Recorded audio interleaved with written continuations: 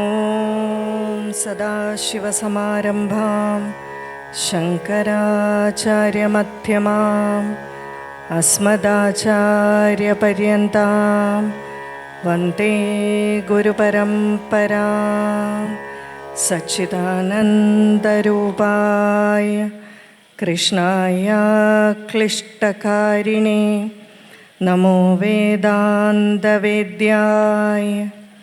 ഗുരവേ ബുദ്ധിസാക്ഷിണേ. എല്ലാ സജ്ജനങ്ങൾക്കും നമസ്കാരം. ഇവിടെ നാരായണസ്വാമി മാമ പറഞ്ഞതുപോലെ ഇന്നത്തെ വിഷയം 42ാമത് അഖില ഭാരത ശ്രീമദ് ഭാഗവത മഹാസത്രത്തിൽ ഇനിയുള്ള കുറച്ച് സമയം നമ്മൾ അനുസ്മരിക്കുന്നത് ശ്രീ ദക്ഷിണാമൂർത്തി സങ്കല്പമാണ്. നമുക്ക് നേരെ വിഷയത്തിലേക്ക് കടക്കാമെന്നാണ് വിചാരിക്കുന്നത്. നമുക്കെല്ലാവർക്കും അറിയാം, മഹാദേവൻ്റെ വൈവിധ്യമാർന്ന മൂർത്തി രൂപങ്ങളിലൊന്നാണ് ദക്ഷിണാമൂർത്തി സങ്കല്പം. എന്നാൽ ഈ രൂപം എങ്ങനെ ഉദ്ഭവിച്ചു എന്നുള്ളതിനെപ്പറ്റി ശ്രീ രമണ മഹർഷി ഒരിക്കൽ പറഞ്ഞിട്ടുണ്ട്. ഒരിക്കലൊരു ഭക്തൻ രമണ മഹർഷിയോട് ചോദിച്ചപ്പോഴാണ് അദ്ദേഹം ഇത് വെളിപ്പെടുത്തിയത്. ആ രമണ മഹർഷി പറഞ്ഞ ചരിതം ഇങ്ങനെയാണ്. അതായത് ബ്രഹ്മാവിൻ്റെ പുത്രന്മാരാണ് സനകാദികൾ.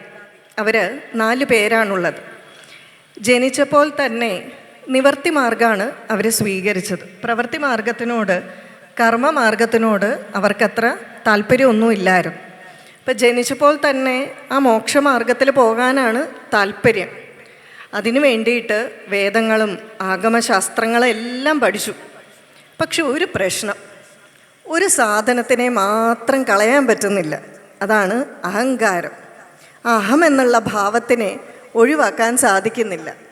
ഈ സാധനം ഉണ്ടെങ്കിലോ ഒരിക്കലും ആത്മതത്വം പ്രകാശിക്കില്ല. അപ്പം അവർക്ക് മനസ്സിലായി, ഇത്രയൊക്കെ അറിവുണ്ടെങ്കിലും ആ സൂക്ഷ്മമായിട്ടുള്ള ഈ അഹം എന്നുള്ളത് മാറ്റിയില്ലെങ്കിൽ നമ്മൾ ഉദ്ദേശിച്ച ലക്ഷ്യത്തിലെത്തില്ല. അപ്പം ഇങ്ങനെയുള്ള സൂക്ഷ്മ തത്വം അല്ലെങ്കിൽ ആത്മതത്വം പ്രകാശിക്കണമെങ്കിൽ ആര് വേണം? ഒരു ഗുരു വേണം. ഈ ഗുരു ആരായിരിക്കണം? അനുഭൂതി സമ്പന്നനായിരിക്കണം.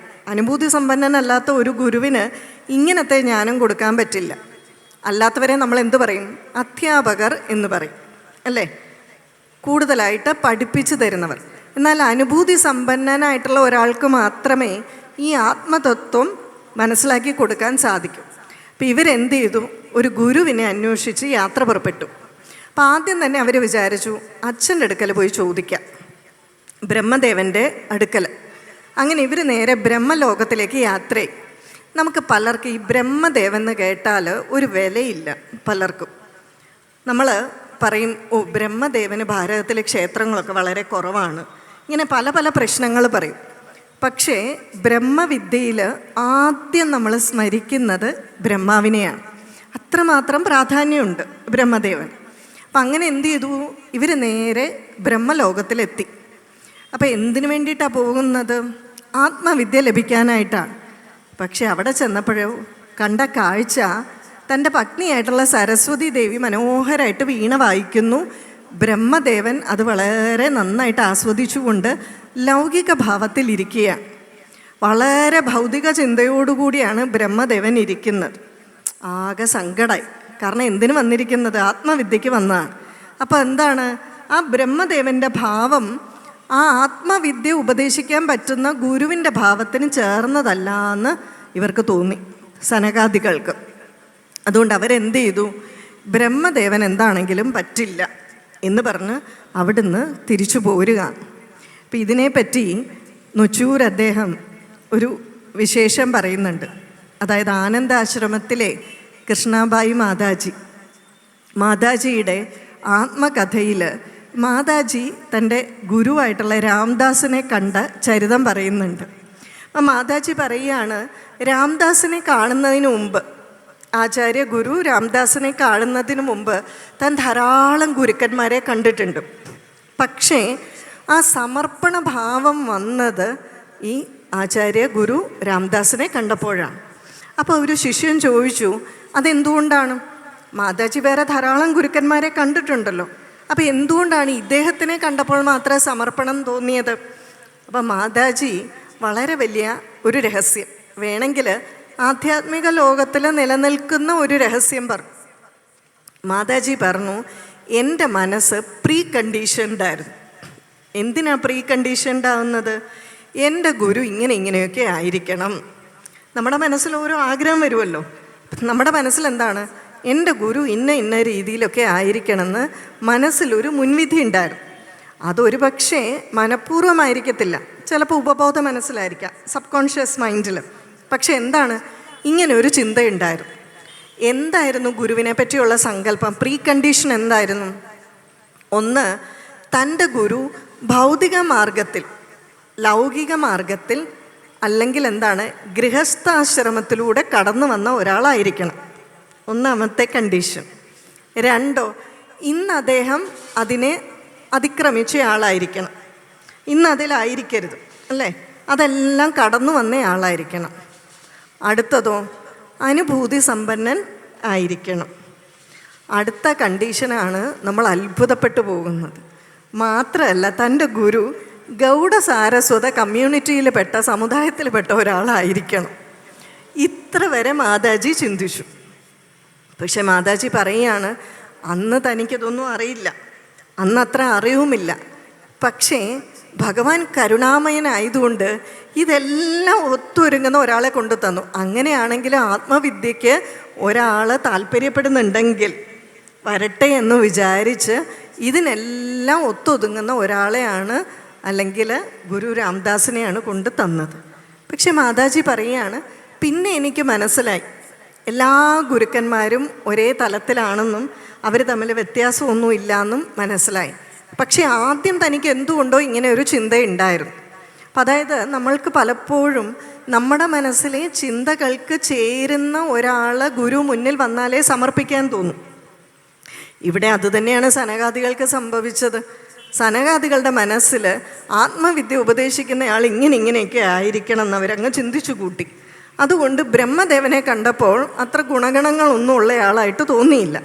അപ്പം അതുകൊണ്ട് അവർ നേരെ അടുത്ത എങ്ങോട്ട് ചെന്നു? വൈകുണ്ഠത്തിലേക്ക് ചെന്നു. അവിടെ ചെന്നപ്പോൾ ഇതിലും ഭേദം ബ്രഹ്മലോകം തന്നെയാണെന്നുള്ള അവസ്ഥയാണ്. അവിടെ സുഖമായിട്ട് ദേവി കാലൊക്കെ മസാജ് ചെയ്തുകൊണ്ടിരിക്കുകയാണ്. പക്ഷേ ഭഗവാൻ ആ ആനന്ദത്തിലാണ്. പക്ഷെ അവിടെ ആ ലൗകിക ഭാവത്തിൽ നമുക്ക് തോന്നുന്നു, ഇപ്പം തോന്നി ബ്രഹ്മദേവൻ തന്നെയാണ് ഭേദം. പക്ഷേ പൂർണ്ണമായിട്ടെന്നാൽ ബ്രഹ്മദേവനെ സ്വീകരിക്കാൻ മനസ്സൊട്ട് അനുവദിക്കുന്നുമില്ല. ഇതും പറ്റില്ല. പിന്നെ എന്താ ചെയ്യുന്നത്? കൈലാസത്തിലേക്ക് പോകാം. അവിടെയാണ് പിന്നെയും കുറച്ച് പ്രതീക്ഷയുള്ളത്. കാരണം എന്തുകൊണ്ടാണ്? ഭഗവാൻ ഒരു യോഗിയാണ്, എല്ലായ്പ്പോഴും തപസ്സാണ് ചെയ്യുന്നത്. അപ്പം അതുകൊണ്ട് തങ്ങൾക്ക് പറ്റൊരു ഗുരു മഹാദേവനായിരിക്കും, ശിവനായിരിക്കും എന്നുള്ള പ്രതീക്ഷയിൽ കൈലാസത്തിലേക്ക് പോയി. അവിടെ ചെന്നപ്പോൾ കണ്ട കാഴ്ച ഞെട്ടിച്ചു കളഞ്ഞു സനകാദികളെ. അവിടെ ചെന്നപ്പോൾ അവർ മഹാദേവനെ എങ്ങനെയാണ് കണ്ടതെന്നറിയാവോ? അർദ്ധനാരീശ്വരനായിട്ട്. മറ്റേത് രണ്ടുപേരും തമ്മിൽ ചെറിയ അകൽച്ചയാണെങ്കിലും ഉണ്ടായിരുന്നു. ഇതതുമില്ല, തൻ്റെ സ്വന്തമാക്കി വെച്ചിരിക്കുകയാണ്, അല്ലേ? നമ്മൾ കൊറോണ കാലത്ത് കീപ്പ് എ ഡിസ്റ്റൻസ് എന്നൊക്കെ പറയുന്നത് പോലെ അതുപോലും ഇല്ല, സ്വന്തമാക്കി വെച്ചിരിക്കുകയാണ്. അപ്പോൾ തൻ്റെ ഒരു ഭാഗം തന്നെ കൊടുത്തിരിക്കുകയാണ്. ഇതോടുകൂടി സനകാദികൾക്ക് എത്രമാത്രം വിഷമം വന്നു എന്ന് ഊഹിക്കാമല്ലോ. അപ്പം അവരെന്ത് ചെയ്തു? ഇവിടെയും ഞങ്ങളുടെ ഉദ്ദേശം നടക്കില്ല എന്ന് വിചാരിച്ച് പതുക്കെ കൈലാസത്തിൽ നിന്നും പോരാനായിട്ട് തുടങ്ങുമ്പോഴാണ് അവർ പെട്ടെന്നൊരു കാഴ്ച കാണുന്നത്. പാർവതി ദേവി അവിടെ ഒരിടത്ത് ധ്യാനത്തിൽ ഇരിക്കുന്നത് കണ്ടു. അപ്പോൾ ഇവർക്ക് ഒരാൾ ധ്യാനത്തിലിരിക്കുന്ന കാണുമ്പോൾ ആ പരമാത്മാവിനെ ചിന്തിച്ചുകൊണ്ടായിരിക്കുമല്ലോ ദേവിയൊക്കെ ധ്യാനത്തിലിരിക്കുന്നത്. അപ്പോൾ ചെറിയ ഒരു സന്തോഷം തോന്നി. വേഗം ദേവിയുടെ അടുക്കൽ പോയി നമസ്കരിച്ചിട്ട് അഭ്യർത്ഥിച്ചു, ദേവി, ഞങ്ങൾ ഇങ്ങനെയുള്ളൊരു കാര്യത്തിനാണ് വന്നിരിക്കുന്നത്. ഞങ്ങൾ ഈ ശാസ്ത്രഗ്രന്ഥങ്ങളും ആഗമങ്ങളും വേദങ്ങളൊക്കെ പഠിച്ചെങ്കിലും ഞങ്ങളിൽ ആ അഹംഭാവം മാറ്റാൻ സാധിക്കുന്നില്ല. അപ്പം അതിനായിട്ട് ആ ഒരു ആത്മതത്വം ഞങ്ങൾക്ക് ദേവി ഉപദേശിച്ചു തരണം എന്ന് പറഞ്ഞ് അഭ്യർത്ഥിച്ചു. അപ്പം ദേവി വിചാരിച്ചു, ഇത് പറഞ്ഞു കൊടുക്കാൻ പറ്റിയ ആള് ശിവൻ തന്നെയാണ്, അല്ലേ? തന്നെക്കാളും ഇത് പറഞ്ഞു കൊടുക്കാൻ പറ്റിയ ആള് ശിവനാണ്. അപ്പം ദേവി പറഞ്ഞു, നിങ്ങൾ വിഷമിക്കണ്ട, ഞാൻ ഇതിനൊരു പോംവഴി ഉണ്ടാക്കാം എന്ന് പറഞ്ഞ് ദേവി നേരെ മഹാദേവൻ്റെ അടുക്കൽ ചെല്ലുകയാണ്. രമണ മഹർഷി പറയുകയാണ്, പിന്നീട് ദേവി പറയുന്ന കാര്യങ്ങൾ നമ്മൾ വളരെയധികം ശ്രദ്ധിക്കണമെന്ന്. ദേവി പറയുകയാണ്, ശിഷ്യന്മാർ അങ്ങയുടെ അടുക്കലേക്ക് വന്ന് പൂർണ്ണമായിട്ട് സമർപ്പിക്കപ്പെടുമെന്ന് അങ്ങ് ടേക്ക് ഇറ്റ് ഫോർ ഗ്രാൻഡഡ് ആയിട്ടൊന്നും എടുക്കരുത്. മഹാദേവനോട് പറയുകയാണ്, അവരൊന്നുമില്ലെങ്കിൽ അന്വേഷിക്കുന്നത് ആത്മവിദ്യയല്ലേ. അപ്പം അങ്ങനെയുള്ള ശിഷ്യന്മാരുടെ മനസ്സിന് ഉതകുന്ന രീതിയിലുള്ള രൂപം എടുത്ത് അങ്ങോട്ട് ചെല്ലണം. അല്ലാതെ അവരിങ്ങോട്ട് വരുന്ന കാത്തിരിക്കരുത്. കാരണം അവർക്കത്ര അറിവില്ല. പക്ഷേ എന്തായാലും ആഫ്റ്റർ ഓൾ അവർ എന്തിനു വേണ്ടിയാണ് അന്വേഷിക്കുന്നത് ആത്മവിദ്യയ്ക്ക് വേണ്ടിയിട്ടാണ്. അപ്പം അവരുടെ മനസ്സിന് തൃപ്തികരമാകുന്ന ഒരു രൂപമെടുത്ത് അവിടെ ചെന്ന് ഇവർക്ക് ആത്മവിദ്യ ഉപദേശിച്ചു കൊടുക്കണം. ദേവി പറഞ്ഞു കഴിഞ്ഞാൽ പിന്നെ കേൾക്കാതിരിക്കാൻ പറ്റുമോ? മഹാദേവൻ പറഞ്ഞു, അങ്ങനെയാണെങ്കിൽ ഞാൻ ഈ സനകാദികൾക്ക്, ഋഷികൾക്ക് ആത്മതത്വം ഉപദേശിക്കാനായി ദക്ഷിണാമൂർത്തി സ്വരൂപം സ്വീകരിക്കാം എന്ന് പറഞ്ഞു. അപ്പോൾ ഇവിടെ നമ്മൾ ശ്രദ്ധിക്കേണ്ടത്, മഹാദേവന് ധാരാളം രൂപങ്ങളുണ്ട് എന്ന് നമ്മൾ പറഞ്ഞു. പ്രധാനമായും പറയുന്നത് 64 രൂപങ്ങളാണ് മഹാദേവൻ. അതിൽ തന്നെ ഏറ്റവും പ്രധാനപ്പെട്ടത് 25 രൂപങ്ങളാണ്. ഈ 25 രൂപങ്ങളെ 3 വിഭാഗങ്ങളായിട്ട് നമുക്ക് വേണമെങ്കിൽ തിരിക്കാം. അതിലൊന്നാമത്തേതാണ് ഭോഗരൂപം. ഭോഗരൂപം എന്ന് പറഞ്ഞാൽ മഹാദേവൻ ആ ഒരു ലൗകിക ഭാവത്തിൽ ഇരിക്കുന്ന രൂപം. ഉമാമഹേശ്വരൻ, ചന്ദ്രശേഖരൻ, ഇതൊക്കെ ആ രൂപമാണ്. അപ്പം ഇങ്ങനെയുള്ള രൂപത്തിലിരിക്കുന്ന ഭഗവാനോട് നമ്മൾ ഭൗതികമായിട്ടുള്ള ലൗകികമായിട്ടുള്ള ആഗ്രഹങ്ങളൊക്കെ ചോദിച്ചാൽ അതിന് അനുഗ്രഹിക്കുന്ന രൂപമാണ് ഈ ഭോഗരൂപം എന്ന് പറയുന്നത്. അടുത്തതാണ് യോഗരൂപം. ഈ യോഗരൂപത്തിൽ എന്താണ്? ഭഗവാന് യോഗീഭാവമാണ്. അപ്പം അങ്ങനെയുള്ള രൂപത്തിനോട് വേണം നമ്മൾ എന്തു ചോദിക്കാൻ? ആ പരമവിദ്യ നമ്മൾ ചോദിക്കാൻ. ശുകാസനമൂർത്തി, ദക്ഷിണാമൂർത്തി, ഇതെല്ലാം ഈ കാറ്റഗറിയിൽ പെട്ടതാണ്, യോഗ രൂപത്തിൽ. അപ്പം എങ്ങനെയുള്ളവർ വേണം ദക്ഷിണാമൂർത്തി ഭഗവാനെ പ്രാർത്ഥിക്കാൻ? പരമമായിട്ടുള്ള ആ ആത്മവിദ്യ വേണ്ടവരാണ് പ്രധാനമായും ദക്ഷിണാമൂർത്തി ഭഗവാനെ പ്രാർത്ഥിക്കേണ്ടത്, അല്ലേ? അടുത്തതാണ് വീകരൂപം എന്ന് പറയും. ഈ വീകരൂപം എന്ന് പറഞ്ഞാൽ നമ്മളുടെ എന്തെങ്കിലും പ്രവൃത്തി, ദോഷമായിട്ടുള്ള പ്രവൃത്തിയുടെ ഫലമായിട്ടുള്ള ദുഃഖങ്ങൾ, ദുരിതങ്ങൾ, ഇതെല്ലാം മാറ്റിത്തരുന്നതാണ്. കളരി, കങ്കളൻ, അതുപോലെ വീരഭദ്രൻ, ഇതൊക്കെ ഇല്ലേ? ഈ രൂപങ്ങളെല്ലാം മഹാദേവൻ്റെ ഈ വീക രൂപങ്ങളാണ്. അപ്പം ഇതിൽ യോഗഭാവമാണ്, യോഗരൂപമാണ് ഏത്? ദക്ഷിണാമൂർത്തിയുടേത്. ഇനി ആ ദക്ഷിണാമൂർത്തി സ്വരൂപം എവിടെ നിന്നാണ് ഉത്ഭവിച്ചത്? നമ്മൾ പറയും മഹാദേവന് 5 മുഖങ്ങളാണ്, അല്ലേ? പഞ്ചാനനൻ ആണ്. എന്താണെങ്കിലും ബ്രഹ്മാവ് അങ്ങനെ ആയിരുന്നുവെങ്കിലും അതെല്ലാം പോയിട്ട് എന്തുണ്ട്? മഹാദേവന് 5 മുഖങ്ങളാണ്. ആ 5 മുഖങ്ങൾ, അതുകൊണ്ടാണ് പഞ്ചാക്ഷരി മന്ത്രമൊക്കെ നമ്മൾ ചൊല്ലുന്നത്. അതിൽ തെക്കോട്ടുള്ള മുഖമാണ് അഘോരം. ഈ അഘോരം എന്നുള്ള വാക്കിൻ്റെ അർത്ഥം ഘോരമല്ലാത്തത്, രൗദ്രമല്ലാത്തത്, അതായത് വളരെ സൗന്ദര്യമുള്ളത് എന്നാണ് അർത്ഥം. നമ്മൾ ഈ അഘോരം എന്ന് കേൾക്കുമ്പോഴേ നമുക്ക് പേടിയാവും. ഇപ്പം ഞാൻ വരുന്നത് ഏറ്റുമാനൂരിൽ നിന്നാണല്ലോ. അപ്പോൾ ഏറ്റുമാനൂരപ്പനെ പൊതുവേ പറയുന്നത്, അയ്യോ ഏറ്റുമാനൂരപ്പൻ അഘോരമൂർത്തിയാണ്, ഭയങ്കര സൂക്ഷിച്ചു പോകേണ്ട ആളാണ് കേട്ടോ എന്നൊക്കെ എല്ലാവരും പറയും. ഭയങ്കര കോപിഷ്ടനാണ്, സൂക്ഷിച്ച് നിൽക്കേണ്ട ആളാണ്, പാവത്താനാണ്, അഘോരമൂർത്തിയാണ്, ഒരു ഘോരവും ഇല്ലാത്ത ആളാണ്, ക്ഷിപ്രപ്രസാദിയാണ്. പക്ഷേ ചില വാക്കുകൾ നമ്മുടെ ഉള്ളിലേക്ക് അങ്ങനെ ഒരു ധാരണ നമുക്കുണ്ടാക്കും. ഭഗവാന്റെ ഓരോ ഭാവങ്ങളില്ലേ? അമ്മയ്ക്ക് ചില സമയം രൗദ്രഭാവമുണ്ട്, ചില സമയം സ്നേഹഭാവമുണ്ട്, വാത്സല്യഭാവമുണ്ട്. ഏറ്റുമാനൂരപ്പന് അഘോരഭാവമാണ്, അഘോര മൂർത്തി എന്നാണ് പറയുന്നത്. അപ്പം അതുപോലെ തന്നെ മഹാദേവൻ്റെ തെക്കോട്ടുള്ള ആ മുഖത്തിൽ നിന്നുമാണ് ദക്ഷിണാമൂർത്തി ഉണ്ടായത്. അതാണ് ദക്ഷിണം, തെക്ക്, അല്ലേ? തെക്ക് എന്നുള്ള മുഖത്ത് നിന്നും ഉത്ഭവിച്ച മൂർത്തി. 2 അർത്ഥം പറയാം ഇതിന്. ഒന്ന്, ദക്ഷിണാമൂർത്തി തെക്ക് വശത്തേക്ക് തിരിഞ്ഞിരിക്കുന്ന മൂർത്തിയാണ് അല്ലേ. ഒന്ന് ആലോചിച്ച് നോക്കിയേ, ആ മഹാദേവൻ കൈലാസത്തിലാണ് ഇരിക്കുന്നത്. കൈലാസത്തിലിരുന്ന് തെക്കോട്ട് നോക്കുന്നു എന്ന് പറഞ്ഞാൽ ഭാരതത്തെ മുഴുവൻ നോക്കിക്കൊണ്ടിരിക്കുന്നു. നമുക്ക് എങ്ങോട്ട് നോക്കി നിന്ന് പ്രാർത്ഥിക്കാം? വടക്ക് ദിശ പ്രാർത്ഥിക്കാൻ നല്ലതാണ്. വടക്കോട്ട് നോക്കി നമുക്ക് ഭഗവാനെ പ്രാർത്ഥിക്കുകയും ചെയ്യാം അല്ലേ. അപ്പം അങ്ങനെ ഒരു പ്രത്യേകതയുണ്ട്. അപ്പം അങ്ങനെയുള്ള ഒരു അർത്ഥം, തെക്ക് ദിശയായിട്ടിരിക്കുന്നവൻ എന്നൊരർത്ഥമുണ്ട്. പിന്നെ സൃഷ്ടിസ്ഥിതി സംഹാരങ്ങളിൽ സമർത്ഥനായിട്ടുള്ളവൻ, ദക്ഷിണ എന്ന് പറഞ്ഞാൽ സമർത്ഥൻ എന്നുള്ളൊരർത്ഥമുണ്ട്. അപ്പം അതിനെല്ലാം സമർത്ഥനായിട്ടിരിക്കുന്നവൻ, അമൂർത്തമായിട്ടുള്ളവൻ. അമൂർത്തമായിട്ടുള്ളവൻ എന്ന് പറഞ്ഞാൽ എന്താണ്? അമൂർത്തം എന്ന് പറഞ്ഞാൽ രൂപമില്ലാത്ത അവസ്ഥ, ആ നിരാകാരമായിട്ടുള്ള ആ ബ്രഹ്മത്തിനെ സൂചിപ്പിക്കുന്ന അവസ്ഥ. അങ്ങനെയുള്ള മൂർത്തി എന്നുള്ള, അല്ലെങ്കിൽ അമൂർത്തൻ എന്നുള്ള അർത്ഥത്തിലും സൃഷ്ടിസ്ഥിതി സംഹാരങ്ങൾക്ക് സമർത്ഥനായിട്ടുള്ളവനും അമൂർത്തനുമായിട്ടുള്ളവൻ എന്ന അർത്ഥത്തിലും നമുക്ക് എന്ത് പേര് കൊടുക്കാം? ഈ ദക്ഷിണാമൂർത്തി എന്നുള്ള പദം നമുക്ക് കൊടുക്കാൻ സാധിക്കും. അപ്പം എന്താണെങ്കിലും ഈ ഒരു രൂപം സ്വീകരിച്ചു. അപ്പം സനകാദികൾ എന്താണ്, പോണോ വേണ്ടയോ എന്നുള്ള ഇങ്ങനെ ആലോചനയിലാണ്. ആരെങ്കിലും ബ്രഹ്മവിദ്യ തരുമോ? കുറച്ചു നേരം നിന്നിട്ടും ഒന്നും കണ്ടില്ല. അപ്പോൾ പതുക്കെ എന്നാൽ പുറപ്പെട്ടേക്കാമെന്ന് വിചാരിച്ച് പതുക്കെ കൈലാസത്തിൽ നിന്നും താഴോട്ടിറങ്ങി. കുറച്ചു ദൂരം വന്നപ്പോഴാണ് വളരെ മനോഹരമായിട്ടുള്ള ഒരു സ്ഥലത്ത് പടർന്ന് പന്തലിച്ച ഒരു ആൽവൃക്ഷത്തിൻ്റെ ചുവട്ടിൽ അതിസുന്ദരനായിട്ടുള്ള 16 വയസ്സുള്ള ഒരു, 16 വയസ്സെന്നൊക്കെ പറഞ്ഞാൽ ഒരു കൗമാരപ്രായം അല്ലേ, ആ കൗമാരപ്രായത്തിലുള്ള ഒരാൾ ഇരിക്കുന്നത് കണ്ടു. പക്ഷെ കണ്ടപ്പോഴേ ഋഷിമാരല്ലേ, അവർക്കിത് ആരാണെന്ന് പിടികിട്ടി. ആ ദക്ഷിണാമൂർത്തി ഭഗവാൻ ഏത് രൂപമാണ് സ്വീകരിച്ചത്?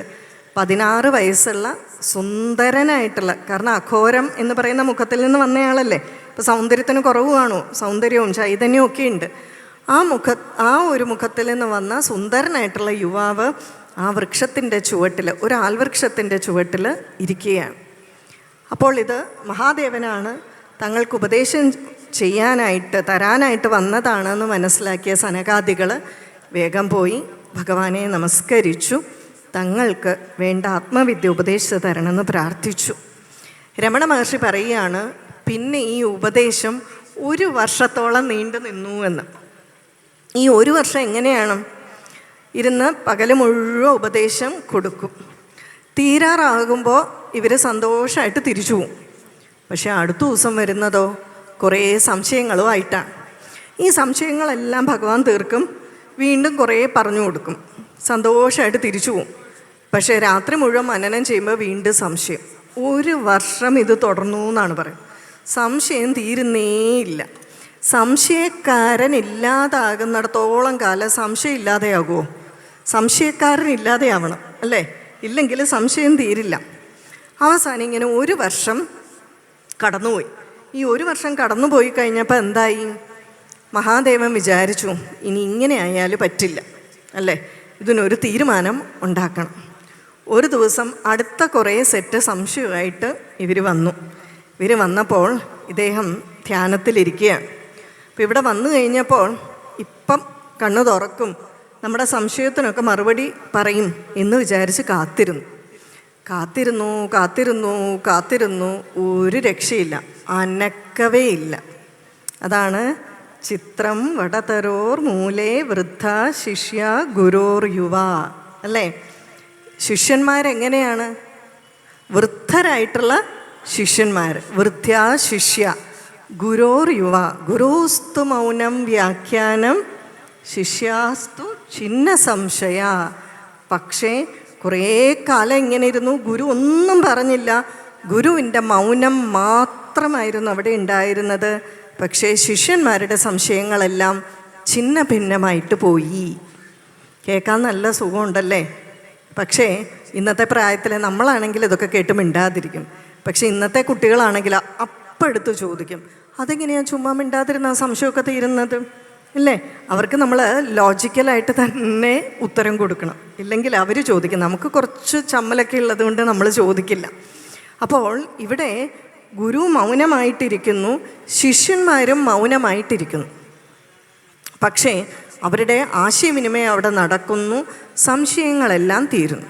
അപ്പോൾ ഇവിടെ എന്താണ് സംഭവിച്ചത് എന്ന് നമ്മൾ ആദ്യമേ മനസ്സിലാക്കണം. ഗുരുവിൻ്റെ മൗനം എന്തായിരുന്നു? നമ്മൾ സാധാരണ മൗനം എന്ന് പറഞ്ഞാൽ വെറുതെ വാഗൊണ്ട് മിണ്ടാതിരിക്കുക എന്നാണ് വിചാരിക്കുക. ആചാര്യന്മാർ പറഞ്ഞു മൗനവ്രതം എന്ന് പറഞ്ഞിട്ട് പേപ്പറിൽ പോലും എഴുതി കാണിക്കാൻ പാടില്ല. മൗനവ്രതം എന്ന് പറഞ്ഞാൽ ചിന്തകളടങ്ങിയ മനസ്സാണ്. അപ്പോൾ എഴുതി കാണിക്കുമ്പോഴൊക്കെ ചിന്തയില്ലേ ഇവിടെ? ഇപ്പം ചിന്തകളടങ്ങിയ മനസ്സ്, അതായത് പരമശാന്തി അനുഭവിക്കുന്ന മനസ്സ്. നമ്മൾ സാധാരണ താപത്രയങ്ങളെ പറ്റി പറയും. ആദി ദൈവികം, ആദി ഭൗതികം, ആധ്യാത്മികം, താപത്രയങ്ങളാണ്. ആദി ദൈവികം എന്ന് പറഞ്ഞാൽ എന്താണ്? എല്ലാവർക്കും അറിയാമായിരിക്കും, എന്നാലും ഒരു ഓർമ്മപ്പെടുത്തലാകട്ടെ എന്ന് വിചാരിച്ചു. ആദി ദൈവികം എന്ന് പറഞ്ഞാൽ എന്താ? പ്രകൃതിയിൽ നിന്ന് നമ്മൾ നേരിടുന്ന ദുരിതങ്ങൾ, സുനാമി, ചുഴലിക്കാറ്റ്, ഇതൊന്നും നമ്മുടെ കയ്യിലാണോ? പിടിച്ചാൽ കിട്ടാത്ത സാധനങ്ങളാണ്. ഇതിൽ നിന്ന് വരുന്ന നമ്മളുടെ താപം, ദുഃഖം. പിന്നെയുള്ളത് എന്താണ്? ആദി ഭൗതികം, നമ്മളുടേതായ കുടുംബത്തിൽ അല്ലെങ്കിൽ അയൽക്കാരെ കൊണ്ടൊക്കെ ഉണ്ടാകുന്ന ദുഃഖങ്ങൾ. മൂന്നാമത്തേതാണ് ആധ്യാത്മികം, നമ്മളുടെ തന്നെ ഉള്ളിലുണ്ടാകുന്ന സംഘർഷങ്ങൾ, അല്ലേ? ഇത് മൂന്നെണ്ണമാണ് ശരിക്കും പറഞ്ഞാൽ താപത്രയങ്ങൾ. ഇത് മൂന്നിനും ശാന്തി ഉണ്ടാകാനാണ് നമ്മൾ 3 തവണ ശാന്തി പറയുന്നത്. ഇത് മൂന്നും ശാന്തിയിലായിരിക്കുന്ന അവസ്ഥ, പരമമായിട്ടുള്ള ശാന്തി. അതിന് വേണമെങ്കിൽ നമുക്ക് മൗനം എന്ന് പറയാൻ സാധിക്കും. അപ്പോൾ ഈ മൗനത്തിലാണ് ആരിയ്ക്കുന്നത്? ദക്ഷിണാമൂർത്തി ഭഗവാൻ ഇരിക്കുന്നത്. പക്ഷേ ദക്ഷിണാമൂർത്തി ഭഗവാന്റെ ഈ മൗനം എങ്ങനെ സംവദിക്കപ്പെട്ടു? അതിന് കാരണം വാക്കുകൾ കൊണ്ടാണ് ദക്ഷിണാമൂർത്തി ഭഗവാൻ ആ പരമമായിട്ടുള്ള വിദ്യ ഉപദേശിച്ചു കൊടുത്തിരുന്നതെങ്കിൽ ഒരു പ്രശ്നമുണ്ട്. കാരണം വാക്കുകൾക്ക് പരിമിതിയുണ്ട്, അല്ലേ? ഇപ്പം പഞ്ചസാരയുടെ മധുരം എന്താണ് എന്നൊരാൾ ചോദിച്ചാൽ പറഞ്ഞു കാണിക്കാൻ പറ്റുമോ? പറഞ്ഞു കൊടുക്കാൻ പറ്റുമോ? വാക്കുകൾക്ക് പരിധിയുണ്ട്. നേരെ മറിച്ച് പഞ്ചസാര എടുത്ത് വായിലിട്ടാലോ അനുഭൂതി തലത്തിലെത്തുമ്പോൾ മനസ്സിലാകും.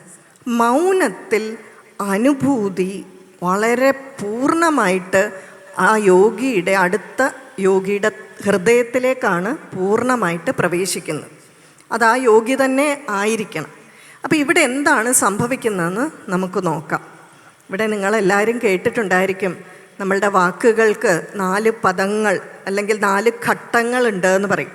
പര, പശ്യന്തി, മധ്യമ, വൈഖരി. ഈ 4 സ്റ്റേജാണ് ഉള്ളത്. ഈ പുറത്ത് കേൾക്കുന്ന നമ്മളുടെ ഈ ഭൗതികമായിട്ടുള്ള ചെവി കൊണ്ട് കേൾക്കുന്ന ശബ്ദമാണ് വൈഖരി. പക്ഷേ ഈ വൈഖരി പുറപ്പെടുന്നത് എവിടെ നിന്നാണ്? മൂലാധാരത്തിൽ നിന്നാണ് പുറപ്പെടുന്നത്. ഈ മൂലാധാരം എന്ന് പറഞ്ഞാൽ എവിടെയാണ്? നട്ടെല്ലിൻ്റെ ഏറ്റവും താഴെ നമ്മളുടെ ലൈംഗിക അവയവത്തിനും വിസർജന അവയവത്തിനും മധ്യത്തിലായിട്ട് ഇടയിലായിട്ട് ഒരു കുണ്ടത്തിൻ്റെ ആകൃതിയിലാണ് ഇത് സ്ഥിതി ചെയ്യുന്നത്. അപ്പോൾ എന്താണ് മൂലാധാരത്തിൽ? മൂലാധാരം എന്ന് പറയുന്നത് ഗണപതി ഭഗവാന്റെ സ്ഥാനമാണ്. അതുകൊണ്ടാണ് ഗണപതി ഭഗവാൻ ഏറ്റവും പ്രാധാന്യം ഹോമമാകുന്നത്. ആ കുണ്ടത്തിൽ ഹോമിക്കുക എന്ന് പറയില്ലേ, അഗ്നിയിലേക്ക് ഹോമിക്കുക എന്നുള്ളതാണ്. അതായത് കുണ്ടലിനിയിലേക്ക് സമർപ്പിക്കുക എന്നുള്ളത് കൊണ്ട് അത് ഗണപതിയുടെ സ്ഥാനമാണ്. ഇവിടെ നിന്നും ശബ്ദം പുറപ്പെടുകയാണ്. ഈ ശബ്ദം ഏറ്റവും സൂക്ഷ്മത്തിലും സൂക്ഷ്മമായിട്ട് പുറപ്പെടുന്നു. ഈ ശബ്ദമാണ് പരാ. പക്ഷേ ഈ ശബ്ദം നമ്മളെപ്പോലെ, നിങ്ങളെപ്പോലെയാണോ എന്ന് എനിക്കറിയത്തില്ല, എന്താണെങ്കിലും എന്നെപ്പോലെയുള്ള സാധാരണക്കാർക്ക് കേൾക്കാൻ സാധിക്കില്ല. ഈ ശബ്ദം ആൾക്ക് കേൾക്കാൻ സാധിക്കും, യോഗികൾക്ക് കേൾക്കാൻ സാധിക്കും. ബ്രഹ്മവിദ്യ, ആശയവിനിമയം, ബ്രഹ്മവിദ്യയെപ്പറ്റിയുള്ള ആ സമാധിസ്ഥൻ്റെ ആശയവിനിമയം നടക്കുന്നത് ഏതവസ്ഥയിലാണ്? ഈ പരാവസ്ഥയിലാണ്. ദക്ഷിണാമൂർത്തി ഭഗവാൻ ആ പരാവസ്ഥയിൽ ഇരുന്നു കൊണ്ടാണ് ആശയവിനിമയം നടത്തിയത്. യോഗികളായതുകൊണ്ട് ഇതവർക്ക് മനസ്സിലായി. പക്ഷേ നമ്മളിൽ ഇപ്പം എൻ്റെ ഈ ശബ്ദം എങ്ങനെയാണ്? അത് കഴിഞ്ഞ് അടുത്തത് എവിടെ വരും? പശ്യന്തി, അല്ലേ? ആ നാഭീഭാഗത്ത് മഹാവിഷ്ണുവിൻ്റെ സ്ഥാനമാണ്. അവിടെ എത്തും. പരാ പശ്യന്തി. അവിടെ എത്തിക്കഴിഞ്ഞാൽ അതും നമുക്ക് കേൾക്കാൻ സാധിക്കില്ല. പൊതുവെ യോഗിമാർ ഈ പരാപശ്യന്തി അവസ്ഥയിലായിരിക്കും കൂടുതലായിട്ട് സ്ഥിതി ചെയ്യുക. അത് കഴിയുമ്പോഴാണ് ഈ ശബ്ദം ഹൃദയത്തിലെത്തിച്ചേരും. അതാണ് മധ്യമ. ഇതാണ് സ്വപ്നത്തിൽ നമ്മൾ കേൾക്കുന്ന ശബ്ദം. സ്വപ്നത്തിൽ നമ്മൾ ശബ്ദമൊക്കെ കേൾക്കില്ലേ, കൃത്യമായിട്ട് സംസാരിക്കുന്ന പോലെയൊക്കെ തോന്നും. പക്ഷെ അടുത്തിരിക്കുന്ന ആരെങ്കിലും കേൾക്കുന്നുണ്ടോ? ഇത് വേറെ ആരും കേൾക്കുന്നില്ല, നമ്മൾ മാത്രമേ കേൾക്കുന്നുള്ളൂ. ഇതാണ് മധ്യമ. ഈ ശബ്ദം എന്ത് ചെയ്യും? വീണ്ടും മുകളിലൂടെ വന്ന് തൊണ്ടയിലൂടെ പുറത്തേക്ക് വരുമ്പോഴാണ് അത് വൈഖരിയായിട്ട് മാറുന്നത്. നമുക്ക് എന്തേ കേൾക്കാൻ സാധിക്കൂ? വൈഖരി മാത്രമേ കേൾക്കാൻ സാധിക്കൂ. പക്ഷേ സാധകരായിട്ടുള്ള സമാധി അവസ്ഥയിലുള്ളവർ മുൻപ് പറഞ്ഞതുപോലെ പരാപശ്യന്തിയിലാണ് അവരാശയവിനിമയം ചെയ്യുന്നത്. അപ്പോൾ ഇവിടെ എന്താണ് സംഭവിച്ചത്? ആ ഒരു തലത്തിലെത്തിച്ചേർന്നാൽ ആ ദക്ഷിണാമൂർത്തി ഭഗവാന്റെ പരാവസ്ഥയിലുള്ള ആ ഒരു ആശയം എന്താ, അതുപോലെ യോഗികൾക്ക് മനസ്സിലാക്കാൻ സാധിക്കുന്നു. നമുക്കത് എത്രമാത്രം ഉൾക്കൊള്ളാൻ സാധിക്കും എന്നെനിക്കറിയില്ല. കാരണം നമ്മൾ പലപ്പോഴും ആ അവസ്ഥയിൽ എത്തിയിട്ടില്ലാത്തത് കൊണ്ട് പൂർണ്ണമായിട്ട് നമുക്കിത് മനസ്സിലാക്കാൻ കുറച്ച് ബുദ്ധിമുട്ടാണ്. എന്താണെങ്കിലും ശരി, ഈ ഒരു രീതിയിൽ അതുകൊണ്ടാണ് ആ മൗനത്തിലൂടെ ദക്ഷിണാമൂർത്തി ഭഗവാൻ സനകാദികൾക്ക് ബ്രഹ്മവിദ്യ, ആത്മവിദ്യ ഉപദേശിച്ചു കൊടുത്തു എന്ന് പറയുന്നത്. അങ്ങനെയാണ് അവർക്ക് ആ പരമമായിട്ടുള്ള ജ്ഞാനമായത്. ഇതിനായിട്ടാണ് ദക്ഷിണാമൂർത്തി ഭഗവാന്റെ ഉദ്ഭവം. അപ്പോൾ ഏകദേശം ദക്ഷിണാമൂർത്തി ഭഗവാൻ എന്തിന് അവതരിച്ചു, മഹാദേവൻ്റെ ഒരു ഭാവമാണ് എന്ന് മനസ്സിലായി. ഈ ദക്ഷിണാമൂർത്തി ഭഗവാന് തന്നെ ധാരാളം രൂപങ്ങളുണ്ട്. അതിൽ ഞാൻ ഈ പറഞ്ഞ ഭാവം എന്ന് പറയുന്നത് ജ്ഞാന ദക്ഷിണാമൂർത്തിയാണ്. സനകാദികൾക്ക് ജ്ഞാനം കൊടുത്ത രൂപത്തിൽ അത് ജ്ഞാന ദക്ഷിണാമൂർത്തിയാണ്. ഈ ജ്ഞാന ദക്ഷിണാമൂർത്തിയുടെ രൂപം എങ്ങനെയാണ്? ആ രൂപമൊക്കെ നമ്മളൊന്ന് പഠിക്കണ്ടേ? കയ്യിലും എന്തുണ്ട്, കാലിൽ എന്തൊക്കെയുണ്ട്, ഇരിപ്പ് എങ്ങനെയാണ്, ഇതൊക്കെ എന്തിനെ സൂചിപ്പിക്കുന്നു? ഇനി ദക്ഷിണാമൂർത്തി ഭഗവാനെ കൂടുതലായിട്ട് മനസ്സിലാക്കണമെങ്കിൽ നമ്മൾ ഇനി അതെല്ലാം ഒന്ന് പഠിക്കണം. അപ്പോൾ എവിടെയാണ് ഇരിക്കുന്നത്? ആദ്യം തന്നെ ആൽച്ചുവട്ടിലാണല്ലേ.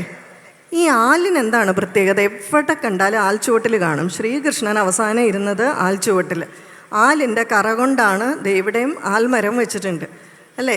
ശ്രീരാമൻ്റെ ജട ആലിൻ്റെ കറ കൊണ്ടാണ് ജട പിടിപ്പിച്ചത് അല്ലേ. അവസാനം അച്ഛൻ്റെ കർമ്മങ്ങൾ ചെയ്തത് ഇതെല്ലാം ആൽമരത്തിൻ്റെ ചുവട്ടിലാണ്. ആൽമരം എന്തിനെ സൂചിപ്പിക്കുന്നു? ഈ ദക്ഷിണാമൂർത്തി ഭഗവാന്റെ പുറകിലുള്ള ആൽമരം, ആൽവൃക്ഷത്തിൻ്റെ തണലിലാണ് ഇരിക്കുന്നത്. ഈ ആൽമരത്തിന് കുറേ പ്രത്യേകതകളുണ്ട്. അതിലൊന്ന്, അതിന് 6 ശാഖകളാണ് ഉള്ളത്. ഈ 6 ശാഖകൾ നമ്മളുടെ ശരീരത്തിലെ 6 ചക്രങ്ങളെയാണ് സൂചിപ്പിക്കുന്നത്. നമ്മളുടെ ശരീരത്തിൻ്റെ അടിസ്ഥാനമെന്ന് പറയുന്നത് ഈ 6 ചക്രങ്ങളാണ്. അതുപോലെ തന്നെ ഈ ആൽവൃക്ഷത്തിൻ്റെ അടിസ്ഥാനം എന്താണ്? ശരിക്കും പറഞ്ഞാൽ ഈ ശാഖകളാണ്. കാരണം എന്താണ്? ഈ ശാഖകളിൽ കൂടിയാണ് പിന്നെ എന്തിറങ്ങുന്നത്? പേരാലൊക്കെ കണ്ടിട്ടില്ലേ?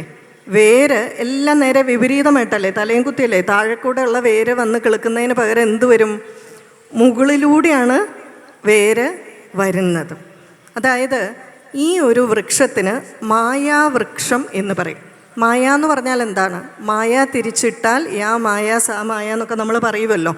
അതായത് നമ്മൾ എന്തിനെ ഏതായിട്ടാണോ ധരിക്കേണ്ടത്, അല്ലെങ്കിൽ അതിനെ അതുപോലെ മനസ്സിലാക്കാൻ സാധിക്കാത്തത്, അതാണ് മായ. അത് വിപരീതമായിട്ട് നമ്മൾ ധരിക്കുന്നു. ആൽവൃക്ഷത്തിലും അത് വിപരീതമായിട്ടല്ലേ. അപ്പം അതുകൊണ്ട് ഇതിനെ മായാവൃക്ഷം എന്നുകൂടി പറയുന്നുണ്ട് ഈ ആലിനെ. അപ്പം ആലിൻ്റെ 6 ശാഖകൾ നമ്മളുടെ ശരീരത്തിലെ 6 അടിസ്ഥാനപരമായിട്ടുള്ള ചക്രങ്ങളെ സൂചിപ്പിക്കുകയാണ്. ഇനി ഈ ആൽവൃക്ഷത്തിൻ്റെ പ്രത്യേകത ഇടതൂർന്നാണ് നിൽക്കുന്നത്. ഒട്ടും സൂര്യപ്രകാശം കടക്കില്ല. ഈ സൂര്യപ്രകാശം എന്തിനാണ് സൂചിപ്പിക്കുന്നത്? താപം, ചൂടുണ്ട് സൂര്യപ്രകാശത്തിന് അല്ലേ. ചൂടിനെയാണ് സൂചിപ്പിക്കുന്നത്. അതായത് നമ്മളുടെ രജ തമ ഗുണങ്ങളെ സൂചിപ്പിക്കുന്നതാണ് താപം, ചൂട് എന്ന് പറയുന്നത്. ചൂട് വരുമ്പോഴല്ലേ രജോ ഗുണവും തമോ ഗുണവും ഉള്ളവരുടെ അവസ്ഥ അറിയാമല്ലോ. കുറച്ച് ചൂടൊക്കെ കാണും, വീരഭാവമൊക്കെ കാണും. അപ്പോൾ എന്ത് വേണം? സത്വഗുണം വേണം നമ്മൾ നിലനിർത്താൻ, ആ തണുപ്പ് നിലനിർത്തണം. അപ്പോൾ ഈ ആൽവൃക്ഷം എങ്ങനെയാണ്? ഒരു രാജാവിൻ്റെ സൈന്യത്തിന് മുഴുവൻ തണൽ കൊടുക്കാൻ പാകത്തിന് ഇടതൂർന്ന ഇലകളോടുകൂടി എന്താണ് സൂര്യപ്രകാശം തപം ചൂട് പോലും വീഴാത്ത രീതിയിൽ തണുത്ത് ശാന്തമായിട്ടുള്ള അന്തരീക്ഷത്തിലാണ് ആരിയ്ക്കുന്നത്? ദക്ഷിണാമൂർത്തി ഭഗവാനും ശിഷ്യനും ഇരിക്കുന്നത്. ആത്മവിദ്യ ഉപദേശിച്ചു കൊടുക്കുമ്പോൾ നമ്മളുടെ അന്തരീക്ഷവും അല്ലെങ്കിൽ ഇത് നമ്മളുടെ മനസ്സും ഒക്കെ എങ്ങനെയായിരിക്കണമെന്നുള്ളത് ഈ ആൽവൃക്ഷം ശരിക്കു പറഞ്ഞാൽ സൂചിപ്പിക്കുന്നുണ്ട് അല്ലേ? അപ്പോൾ ഈ ആൽവൃക്ഷം ആ ദക്ഷിണാമൂർത്തി ഭഗവാൻ ആ ഇരിക്കുന്ന സ്ഥലമാണ്. അതിൻ്റെ ആ ഒരു പീഠത്തിലാണ്, അവിടെയുള്ള ഒരു ഉയർന്ന സ്ഥലത്താണ് ഇരിക്കുന്നത്. ഇനി ദക്ഷിണാമൂർത്തി ഭഗവാന്റെ രൂപം എങ്ങനെയാണ്? തലയിൽ ജട കെട്ടിയിട്ടുണ്ട്, ബാക്കി കുറച്ച് കേശം 2 വശങ്ങളിലേക്ക് ഇട്ടിട്ടുണ്ട്. ജട എന്തിനെ സൂചിപ്പിക്കുന്നതാണ്? സന്യാസ മാർഗത്തിനെ, വിരക്തി മാർഗത്തിനെ സൂചിപ്പിക്കുന്നതാണ് അല്ലേ? നമ്മൾ മുടിയൊന്നും ശ്രദ്ധിക്കുന്നില്ല, ഭൗതികമായിട്ടുള്ള കാര്യങ്ങളിലൊന്നും ശ്രദ്ധിക്കാതെ ഒരു സന്യാസിയുടെ വിരക്തി ഭാവത്തിനെ സൂചിപ്പിക്കുന്നതാണ് ജട. അപ്പം അതുകൊണ്ട് തന്നെ ഇവിടെ ആ ജടയുണ്ട്. ഈ ജടയിൽ എന്തൊക്കെയുണ്ട്? പുഞ്ചിരിച്ച മുഖത്തോടു കൂടിയ ഗംഗാദേവിയുണ്ട്, ചന്ദ്രക്കലയുണ്ട്, സർപ്പമുണ്ട്, കാട്ടുപൂക്കളൊക്കെ ഉണ്ട്. നാനാത്വത്തിൽ ഏകത്വം, വൈവിധ്യമാർന്ന എല്ലാവരും ഈ ശിരസിൽ ഉണ്ട്. ഇവരെല്ലാം ഉണ്ടെങ്കിലും ഏത് ഭാവത്തിലാണ്? വൈരാഗ്യഭാവത്തിൽ സ്ഥിതി ചെയ്യുന്നു. ജഡ എന്തിനെ സൂചിപ്പിക്കുന്നു? നമ്മുടെ കാര്യം ഇങ്ങനെയൊക്കെ ആയിരിക്കണം. വിരക്തന്മാർ എങ്ങനെയായിരിക്കണം? വിരക്തന്മാരായിട്ടുള്ളവർ അവരുടെ ചുറ്റും എന്തെല്ലാം വന്നിട്ടുണ്ടെങ്കിലും ആ യോഗീഭാവത്തിൽ കഴിയണം എന്നുള്ള സൂചന തരിക. 2 കേശഭാരം വശങ്ങളിലേക്ക് തോളിലേക്ക് ഇട്ടിട്ടുണ്ട്. ഇനി രൂപം എങ്ങനെയാണ്? നല്ല സ്ഫടികത്തിൻ്റെ നിറമാണെന്നാണ് പറയുന്നത്, നല്ല ക്രിസ്റ്റലിൻ്റെ നിറമാണ് ശരീരം. ഇനി നെറ്റിയിലോ? ഞാൻ മുകൾ തൊട്ടാണ് പറഞ്ഞു വരുന്നത്, അപ്പം നിങ്ങൾക്ക് അതിനനുസരിച്ചൊന്ന് സങ്കല്പിക്കാം. നെറ്റിയിൽ ഭസ്മം പൂശിയിട്ടുണ്ട്. ഭസ്മം എന്തിനെയാണ് സൂചിപ്പിക്കുന്നത്? 4 യുഗങ്ങളും കഴിഞ്ഞ് ആ പ്രപഞ്ചം ആ സംഹരിക്കപ്പെട്ട അവസ്ഥയിലും പിന്നെ ശേഷിക്കുന്നത് എന്താണ്? അതാണ് ആ ഭസ്മം കൊണ്ട് സൂചിപ്പിക്കുന്നത്. എല്ലാം നശിച്ചു കഴിഞ്ഞാലും പിന്നെ അവശേഷിക്കുന്നത് എന്താണ്? ചാരം, ഭസ്മം അല്ലേ? അപ്പോൾ അതിനെ സൂചിപ്പിക്കുന്നതാണ്. ആ ഭസ്മം നെറ്റിയിൽ ധരിച്ചിട്ടുണ്ട്. മാത്രമല്ല തൃക്കണ്ണുണ്ട്. മഹാദേവൻ്റെ രൂപമല്ലേ? തൃക്കണ്ണുണ്ട്. അപ്പോൾ ഈ തൃക്കണ്ണ് കാമദേവനെ ദഹിപ്പിച്ചതുമാണ്, പക്ഷെ അതോടൊപ്പം കരുണാമൂർത്തിയുമാണ് ആ കണ്ണ് സൂചിപ്പിക്കുന്നത്. പിന്നീട് 2 നേത്രങ്ങൾ. ഈ 2 നേത്രങ്ങളുടെ ദൃഷ്ടി മൂക്കിൻ്റെ തുമ്പിലേക്കാണ്. കാരണം എന്താണ്? ഇവിടെ യോഗിയുടെ ഭാവത്തിലാണ്, ധ്യാനഭാവത്തിലാണ്. അതുകൊണ്ട് കണ്ണുകൾ 2ഉം മൂക്കിൻ തുമ്പിലേക്കാണ്. പിന്നെ എന്താണ്? കഴുത്തിൽ, അതിനു മുമ്പ് ചെവിയുണ്ടല്ലോ. ചെവിയിൽ 2 തരത്തിലുള്ള ആഭരണമാണ്. ഒന്ന് ഈ കണ്ഠാഭരണം പോലെ ഒരെണ്ണമുണ്ട്, പിന്നെ ഒരു മോതിരത്തിൻ്റെ വളയം പോലെ ഉള്ളതുണ്ട്. 2ഉം 2 തരത്തിലാണ്. അങ്ങനെ 2 കണ്ഠാഭരണങ്ങളുണ്ട്. പിന്നെയോ കഴുത്തിൽ രുദ്രാക്ഷ മാലയുണ്ട്. അത് 32 മുത്തുകളുണ്ട്. 32 തത്വങ്ങളെ പ്രതിനിധീകരിക്കുന്നതാണ്. രുദ്രാക്ഷം ധരിക്കുന്നത് ശരീരത്തിന് വളരെ നല്ലതാണ്. ശിവാരാധനയ്ക്ക് ഏറ്റവും ഉത്തമമാണ്. മഹാദേവൻ്റെ കണ്ണുനീരാണ് അല്ലേ? മഹാദേവൻ്റെ കണ്ണിൽ നിന്ന് മുതിർന്ന കണ്ണുനീരാണ് രുദ്രാക്ഷം എന്ന് പറയും. ശിവാരാധനയ്ക്ക് ഏറ്റവും പ്രാധാന്യമുള്ളതാണ് രുദ്രാക്ഷം. അപ്പോൾ ഈ 32 മണികളുള്ള രുദ്രാക്ഷം ധരിച്ചിട്ടുണ്ട്. പിന്നെയോ ശരീരത്തിൽ നല്ലതുപോലെ സുഗന്ധലേപനമൊക്കെ ചെയ്തിട്ടുണ്ട്. കളഭമൊക്കെ പൂശിയത്, നല്ല ആ ഒരു വാസനയൊക്കെ ഉണ്ട് അല്ലേ? ഭഗവാന്റെ അടുക്കലേക്ക് വരുന്നവർക്ക് ആ വളരെ സമാധാനമായിട്ടുള്ള ശാന്തമായിട്ടുള്ള അവസ്ഥ. പിന്നെയോ ഉദരത്തിൽ ഉദരപ്പട്ട ഉണ്ട്. നമ്മൾ അയ്യപ്പൻ്റെ ശരീരത്തിലൊക്കെ നോക്കിയാൽ അറിയാമല്ലോ അല്ലേ? യോഗപട്ട ഉണ്ടല്ലോ കാലിൽ. അപ്പോൾ അതുപോലെ തന്നെ ഉദരത്തിൽ ഒരു പട്ട കാണാൻ സാധിക്കും ദക്ഷിണാമൂർത്തി ഭഗവാന്റെ. മാത്രമല്ല യജ്ഞോപവീതമുണ്ട്, പൂണൂൽ എന്ന് പറയും. യജ്ഞോപവീതം എന്തിനെ സൂചിപ്പിക്കുന്നു? വൈദികപരമായിട്ട് നമ്മൾ ജീവിക്കണമെന്നും വൈദികപരമായിട്ടുള്ള കർമ്മങ്ങൾ അനുസരിച്ച് ജീവിക്കണമെന്നും അതോടൊപ്പം ധാർമ്മികമായിട്ടും ഭക്തിയോടെയും കൂടെ ജീവിക്കണമെന്നുള്ളതിനാണ് ഈ യജ്ഞോപവീതം സൂചിപ്പിക്കുന്നത്. പിന്നെ ഉള്ളതോ 4 കൈകളാണ്. പുറകിൽ 2 എണ്ണം, മുന്നിൽ 2 എണ്ണം. പുറകിൽ വലതുവശത്തുള്ള കയ്യിലാണ് ഡമരു ഉള്ളത്. ഈ ഡമരുവിൽ നിന്നാണല്ലോ ആദ്യത്തെ ശബ്ദമൊക്കെ പുറപ്പെട്ടിരിക്കുന്നത് അല്ലേ? പക്ഷേ ഈ ഡമരുവിൻ്റെ നടുവിലായിട്ട് ഒരു സർപ്പം ഇഴഞ്ഞിഴഞ്ഞ് നടക്കുന്നുണ്ട്. അപ്പോൾ പറയുകയാണ് ഈ സർപ്പം നമ്മളെയാണ് സൂചിപ്പിക്കുന്നത്. ലൗകിക ഭാവത്തെ ഒരിടത്തും അടങ്ങിയിരിക്കാതെ ഇങ്ങനെ നടന്നുകൊണ്ടിരിക്കും അല്ലേ? ഈ ലൗകിക ഭാവത്തെയാണ് സൂചിപ്പിക്കുന്നത്. പിന്നെയോ മറുവശത്ത് കത്തിക്കാളുന്ന അഗ്നിയുണ്ട്. അഗ്നി എന്തിനെയൊക്കെ സൂചിപ്പിക്കുന്നു എന്ന് എല്ലാവർക്കും അറിയാമല്ലോ. സൃഷ്ടിക്കാനും സംഹരിക്കാനും പരിപാലിക്കാനും എല്ലാം നമുക്ക് അഗ്നി വേണം. അഗ്നി എല്ലാത്തിനെയും പരിശുദ്ധമാക്കുകയും ചെയ്യുന്നുണ്ട്. പിന്നെയുള്ള ഒരു കൈയിലോ, മുൻവശത്തുള്ള വലത് കൈയിൽ ചിന്മുദ്രയാണ് അല്ലേ? ഇപ്പം ഇവിടെ അയ്യപ്പച്ചരിതമൊക്കെ പറഞ്ഞപ്പോൾ ചിന്മുദ്രയൊക്കെ പറഞ്ഞു കാണുമായിരിക്കും. ചിന്മുദ്ര എന്തിനെ സൂചിപ്പിക്കുന്നു? ജീവാത്മാ പരമാത്മാ ഐക്യത്തിനെ സൂചിപ്പിക്കുന്നു. ഞാനിതൊന്നും ഒത്തിരി വിശദീകരിക്കുന്നില്ല, ഇതിനു മുമ്പും പലയിടത്ത് പറഞ്ഞിട്ടുള്ളത് കൊണ്ട്. അയ്യപ്പചരിതം പറഞ്ഞപ്പോൾ ഇത് മുഴുവൻ വിശദീകരിച്ച് പറഞ്ഞാണ്. എല്ലാവരും കേട്ടിട്ടുണ്ടോ എന്നറിയില്ല, എങ്കിലും ആവർത്തിക്കണ്ട എന്ന് വിചാരിക്കുന്നു. ഇടതുവശത്തെ മുൻവശത്തുള്ള കയ്യിൽ എന്താണ്? ഒരു താളിയോല ഗ്രന്ഥം ഉണ്ട്. പരമമായിട്ടുള്ള എല്ലാ ജ്ഞാനത്തിനെയും സൂചിപ്പിക്കുന്നതാണ് ആ താളിയോല ഗ്രന്ഥം. 4 കൈകളുടെ ഉള്ളിലും താമരയുണ്ട്. പക്ഷെ ആ താമര ചിഹ്നം ഏതിൽ മാത്രമേ കാണാൻ പറ്റത്തുള്ളൂ? ചിന്മുദ്രയിൽ മാത്രമേ കാണാൻ പറ്റൂ. ഇങ്ങനെ പിടിക്കുമ്പോഴല്ലേ കാണാൻ പറ്റൂ. താമര എന്തിനെയാണ് സൂചിപ്പിക്കുന്നത്? അറ്റാച്ച്മെൻ്റ് ഇല്ലാത്ത അവസ്ഥ അല്ലേ? താമരയിലെ വെള്ളം വീണാൽ നിൽക്കില്ല. മാത്രമല്ല വളരെ മൃദുവായിട്ടുള്ള ഒരു വസ്തുവാണ് താമര. അപ്പം ഇതിനെല്ലാം സൂചിപ്പിക്കുന്നുണ്ട്. ഇനി അപ്പോൾ എവിടം വരെയായി? കഴുത്തായി, ഉദരമായി, കൈകളായി. അപ്പോൾ അത് കഴിഞ്ഞാൽ ഇനി എന്താ? ഇരിക്കുന്നത് എങ്ങനെയാണ്? ഒരു ഉയർന്ന പീഠത്തിലാണ് ഇരിക്കുന്നത്. എന്തുകൊണ്ടാണ് ഉയർന്ന പീഠം? ഇവിടെ ഗുരുവിൻ്റെ ഭാവത്തിലാണ്. ഗുരുവിൻ്റെ ഭാവത്തിൽ ഉപദേശം കൊടുക്കുമ്പോൾ ഗുരു ആദരണീയനായിട്ടുള്ള ഒരു സ്ഥാനത്തിലാണ്, ബഹുമാന്യനാണ് അല്ലേ? അതുകൊണ്ട് ശിഷ്യന്മാരെങ്ങനെ നിൽക്കണം? വളരെ വിനയത്തോടു കൂടി വേണം നിൽക്കാൻ. അതുകൊണ്ടാണ് ഇവിടെ ഉയർന്ന പീഠം കൊടുത്തിരിക്കുന്നത്. ഈ പീഠത്തിൽ എന്താ വിരിച്ചിട്ടിരിക്കുന്നത്? കടുവായുടെ തോല്. സാധാരണ കടുവത്തോല്, പുലിത്തോല് എന്നൊക്കെ പറയും.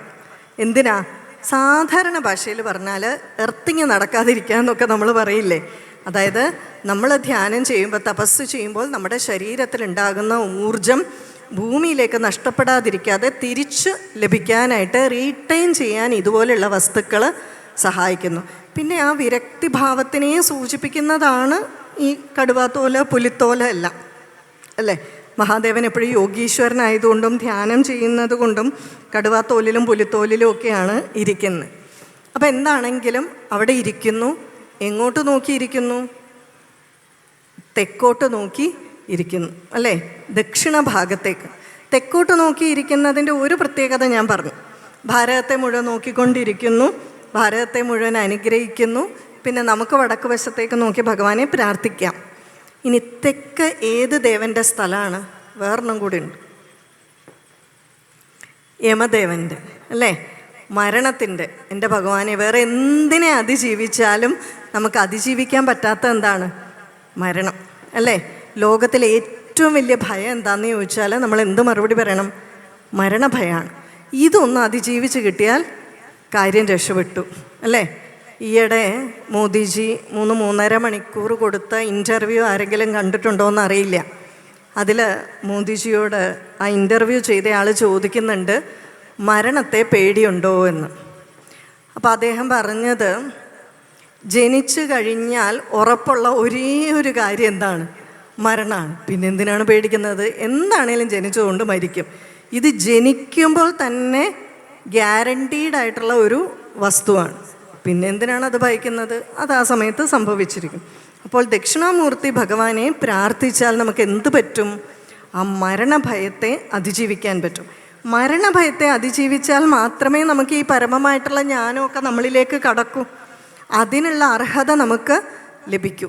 അതുകൊണ്ട് ദക്ഷിണാമൂർത്തി ഭഗവാൻ തെക്കോട്ട് തിരിഞ്ഞിരിക്കുന്നു. ഇനി കാലുകൾ എങ്ങനെയാണ്? വലത്തെ കാല് താഴോട്ട് തൂക്കിയിട്ടിരിക്കുകയാണ്. ഇടത്തെ കാല് മടക്കി വലത്തെ കാലിൻ്റെ തുടയിൽ വെച്ചിരിക്കുകയാണ്. നല്ല ഒരു ഗാംഭീര്യമുള്ള ഭാവമാണ് അല്ലേ? കാരണം എന്താണ്? ഇവിടെ ഗുരുവാണ്, ഉപദേശം കൊടുക്കുന്നയാളാണ്. ധൈര്യം, നിശ്ചയദാർഢ്യം, ധീരത, ഇതൊക്കെ സൂചിപ്പിക്കുന്നതാണ് ആ ഒരു ഇരിപ്പ്, അല്ലേ? ഒരു കാല് താഴെ വെച്ച് മറ്റേ കാല് ആ തുടയിൽ വെച്ചുകൊണ്ടുള്ള ഇരിപ്പ്, ആ ഒരു ഗുരുവിൻ്റെ ഭാവം. ഇനി കാലുകളിലോ, ആ ഇടത്തെ കാല് വലത്തെ കാലിൻ്റെ തുടയിലേക്ക് എടുത്ത് വെച്ചിട്ടുണ്ടെന്ന് പറഞ്ഞില്ലേ, അവിടെ ഉള്ളു പൊള്ളയായിട്ടുള്ള ഒരു വളയം കണങ്കാലിൽ ഇട്ടിട്ടുണ്ട്. നമ്മൾ ഈ നോർത്ത് ഇന്ത്യൻസൊക്കെ കാടാന്ന് പറയുന്ന ഒരു സാധനം ഇടത്തില്ലേ, അതുപോലെ കാലിൽ പൊള്ളയായിട്ടുള്ള ഒരു വളയം ഇട്ടിട്ടുണ്ട്. വലത്തെ കാലിൽ നമ്മൾ ചിലമ്പ് പോലെ അല്ലെങ്കിൽ പാദസരം പോലെ ഒരെണ്ണം ഇട്ടിട്ടുണ്ട്, മണി കിലുങ്ങുന്നതാണ്. ശിരസിലും മണികൾ ഉണ്ട് കേട്ടോ, അത് പറയാൻ മറന്നുപോയി. പൂക്കളും ഉണ്ട്, ശബ്ദമുണ്ടാക്കുന്ന മണികളുമുണ്ട്. കാലിൻ്റെ രണ്ട് മുട്ടുകളിലും ശബ്ദമുണ്ടാക്കുന്ന ആഭരണം ധരിച്ചിട്ടുണ്ട്. ആ രൂപത്തിൻ്റെ പ്രത്യേകതകളാണ്. എന്നിട്ട് എന്താ ചെയ്തിരിക്കുന്നത്?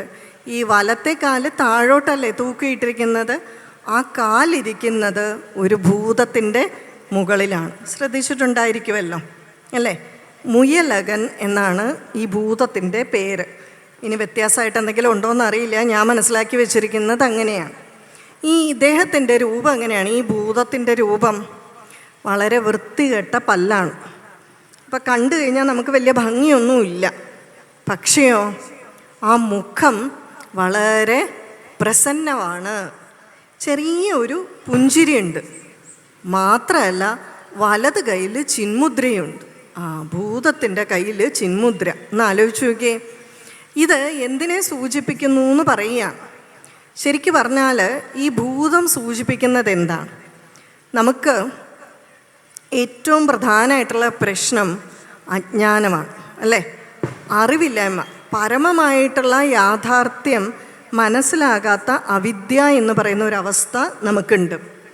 ഈ അവിദ്യയിൽ നിന്നുണ്ടാകുന്നതാണ് ശരിക്കും പറഞ്ഞാൽ ഈഗോ, അഹംഭാവം, അല്ലേ? പതഞ്ജലി മഹർഷി പറയുന്നത് അവിദ്യ, അസ്മിത എന്നാണ് ഇതിന് രണ്ടിനും പറയുന്ന പേര്.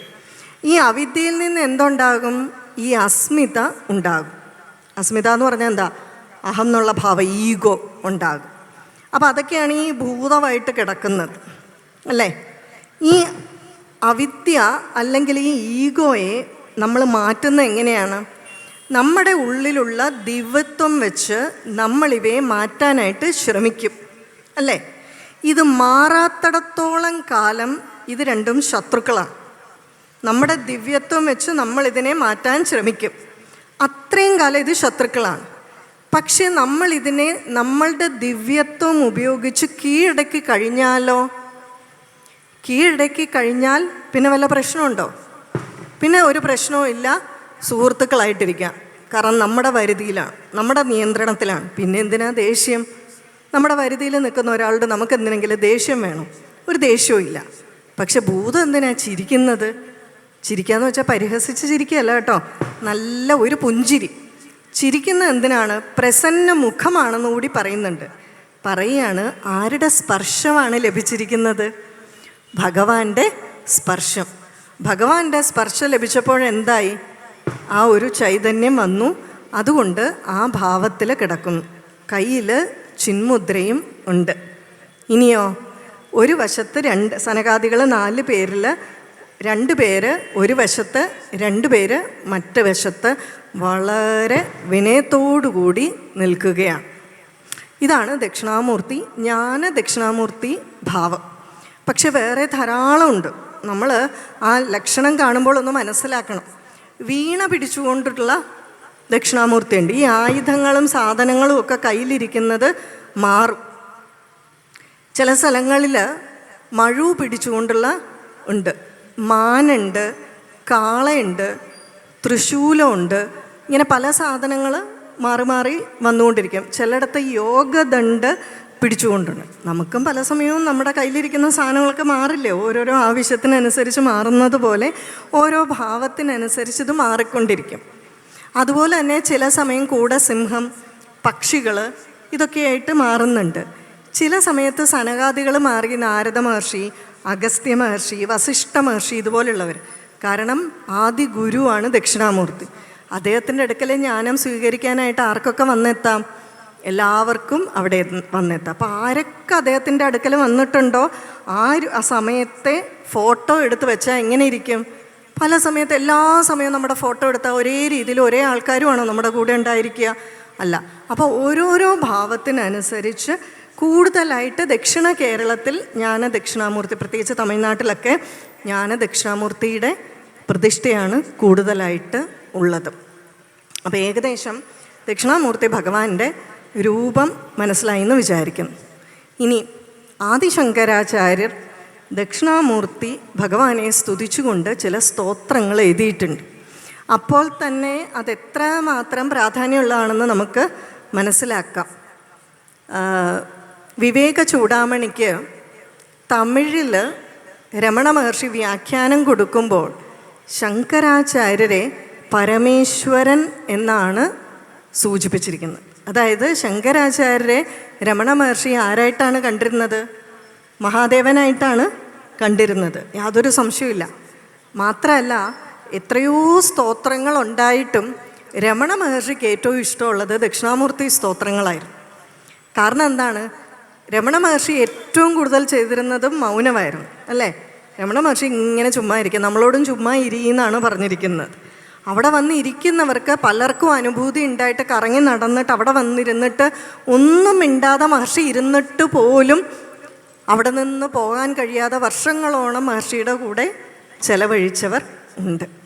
അപ്പോൾ അത്രമാത്രം ആ മൗനത്തിലിരുന്ന് ആ ആത്മവിദ്യ അല്ലെങ്കിൽ ആ അനുഭൂതി ഉണ്ടായിരുന്ന ഒരാളാണ് രമണ മഹർഷി.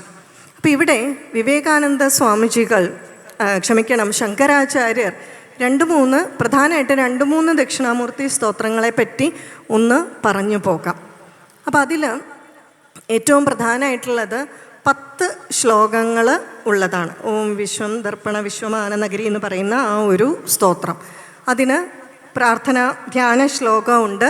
ആ ധ്യാന ശ്ലോകമൊക്കെ തുടങ്ങുന്നത് തന്നെ മൗനവ്യാഖ്യ പ്രകടിത പരബ്രഹ്മതത്വം യുവാനം വർഷിഷ്ടാൻ ദേവസദൃശി ഗണേരാവൃതം ബ്രഹ്മനിഷ്ഠ എന്നൊക്കെ പറഞ്ഞുകൊണ്ടാണ്. മൗനവ്യാഖ്യ അത് കേൾക്കുമ്പോഴേ നമുക്കറിയാം ഇത് ആരെ പറ്റിയാണ്. മൗനത്തിലൂടെ വ്യാഖ്യാനം എന്ന് പറയുമ്പോഴേ നമുക്കറിയാം ഇത് ദക്ഷിണാമൂർത്തി ഭഗവാനെ ഉദ്ദേശിച്ചതുകൊണ്ടാണ് എന്ന് പറയുന്നുണ്ട്. നമ്മളൊരു സ്തോത്രം ചൊല്ലാറില്ലേ, വ്യോമവത് വ്യാപ്തദേഹായ ശ്രീ ദക്ഷിണാമൂർത്തേ നമ. പക്ഷെ നമ്മൾ മനസ്സിലാക്കേണ്ടത് ശങ്കരാചാര്യർ ഏതെല്ലാം സ്തോത്രങ്ങൾ രചിച്ചിട്ടുണ്ടോ അതിലുള്ള ദക്ഷിണാമൂർത്തി എന്ന് പറഞ്ഞാൽ സഗുണസാകാരമായിട്ടുള്ള ഈ രൂപമല്ല, മറിച്ച് വ്യോമവത് വ്യാപ്തദേഹായ എന്ന് പറഞ്ഞാൽ എന്താണ്? ആ ബ്രഹ്മത്തിനെ, പരമമായിട്ടുള്ള ബ്രഹ്മത്തിനെയാണ് അവിടെ സൂചിപ്പിച്ചിരിക്കുന്നത്. അല്ലെങ്കിൽ പിന്നെ ഇങ്ങനെ കൊടുക്കേണ്ട ആവശ്യമില്ലല്ലോ, അല്ലേ? അപ്പോൾ ഈ വിശ്വം ദർപ്പണ ദൃശ്യമാന നഗരി എന്നുള്ളത് തസ്മൈ ശ്രീ ഗുരുമൂർത്തയെ നമയിതം ശ്രീ ദക്ഷിണാമൂർത്തേ, എല്ലാ ശ്ലോകവും അവസാനിക്കുന്നത് ഈ വരികളിലാണ്. 9 ശ്ലോകം, 10 ശ്ലോകമാണ് ആകെ ഉള്ളത്. അതിൽ 10ാമത്തേതായിട്ട് പറയുന്നതാണ് ഫലശ്രുതി. അപ്പോൾ ഇത് എവിടെ വെച്ചാണ് രചിച്ചത് ആദിശങ്കരാചാര്യർ? ആദിശങ്കരാചാര്യർ ശ്രീരംഗത്ത് പോയതിന് ശേഷം അവിടെ നിന്ന് നേരെ തിരുവണ്ണാമലയിൽ എത്തുന്നുണ്ട്. അപ്പം തിരുവണ്ണാമലയിൽ എത്തിക്കഴിഞ്ഞപ്പോൾ വളരെയധികം അനുഭൂതി തോന്നിയിട്ട് ആ അരുണഗിരിയെ തന്നെ നിർനിമേഷനായിട്ട് നോക്കിക്കൊണ്ട് നിൽക്കുന്നുണ്ട്.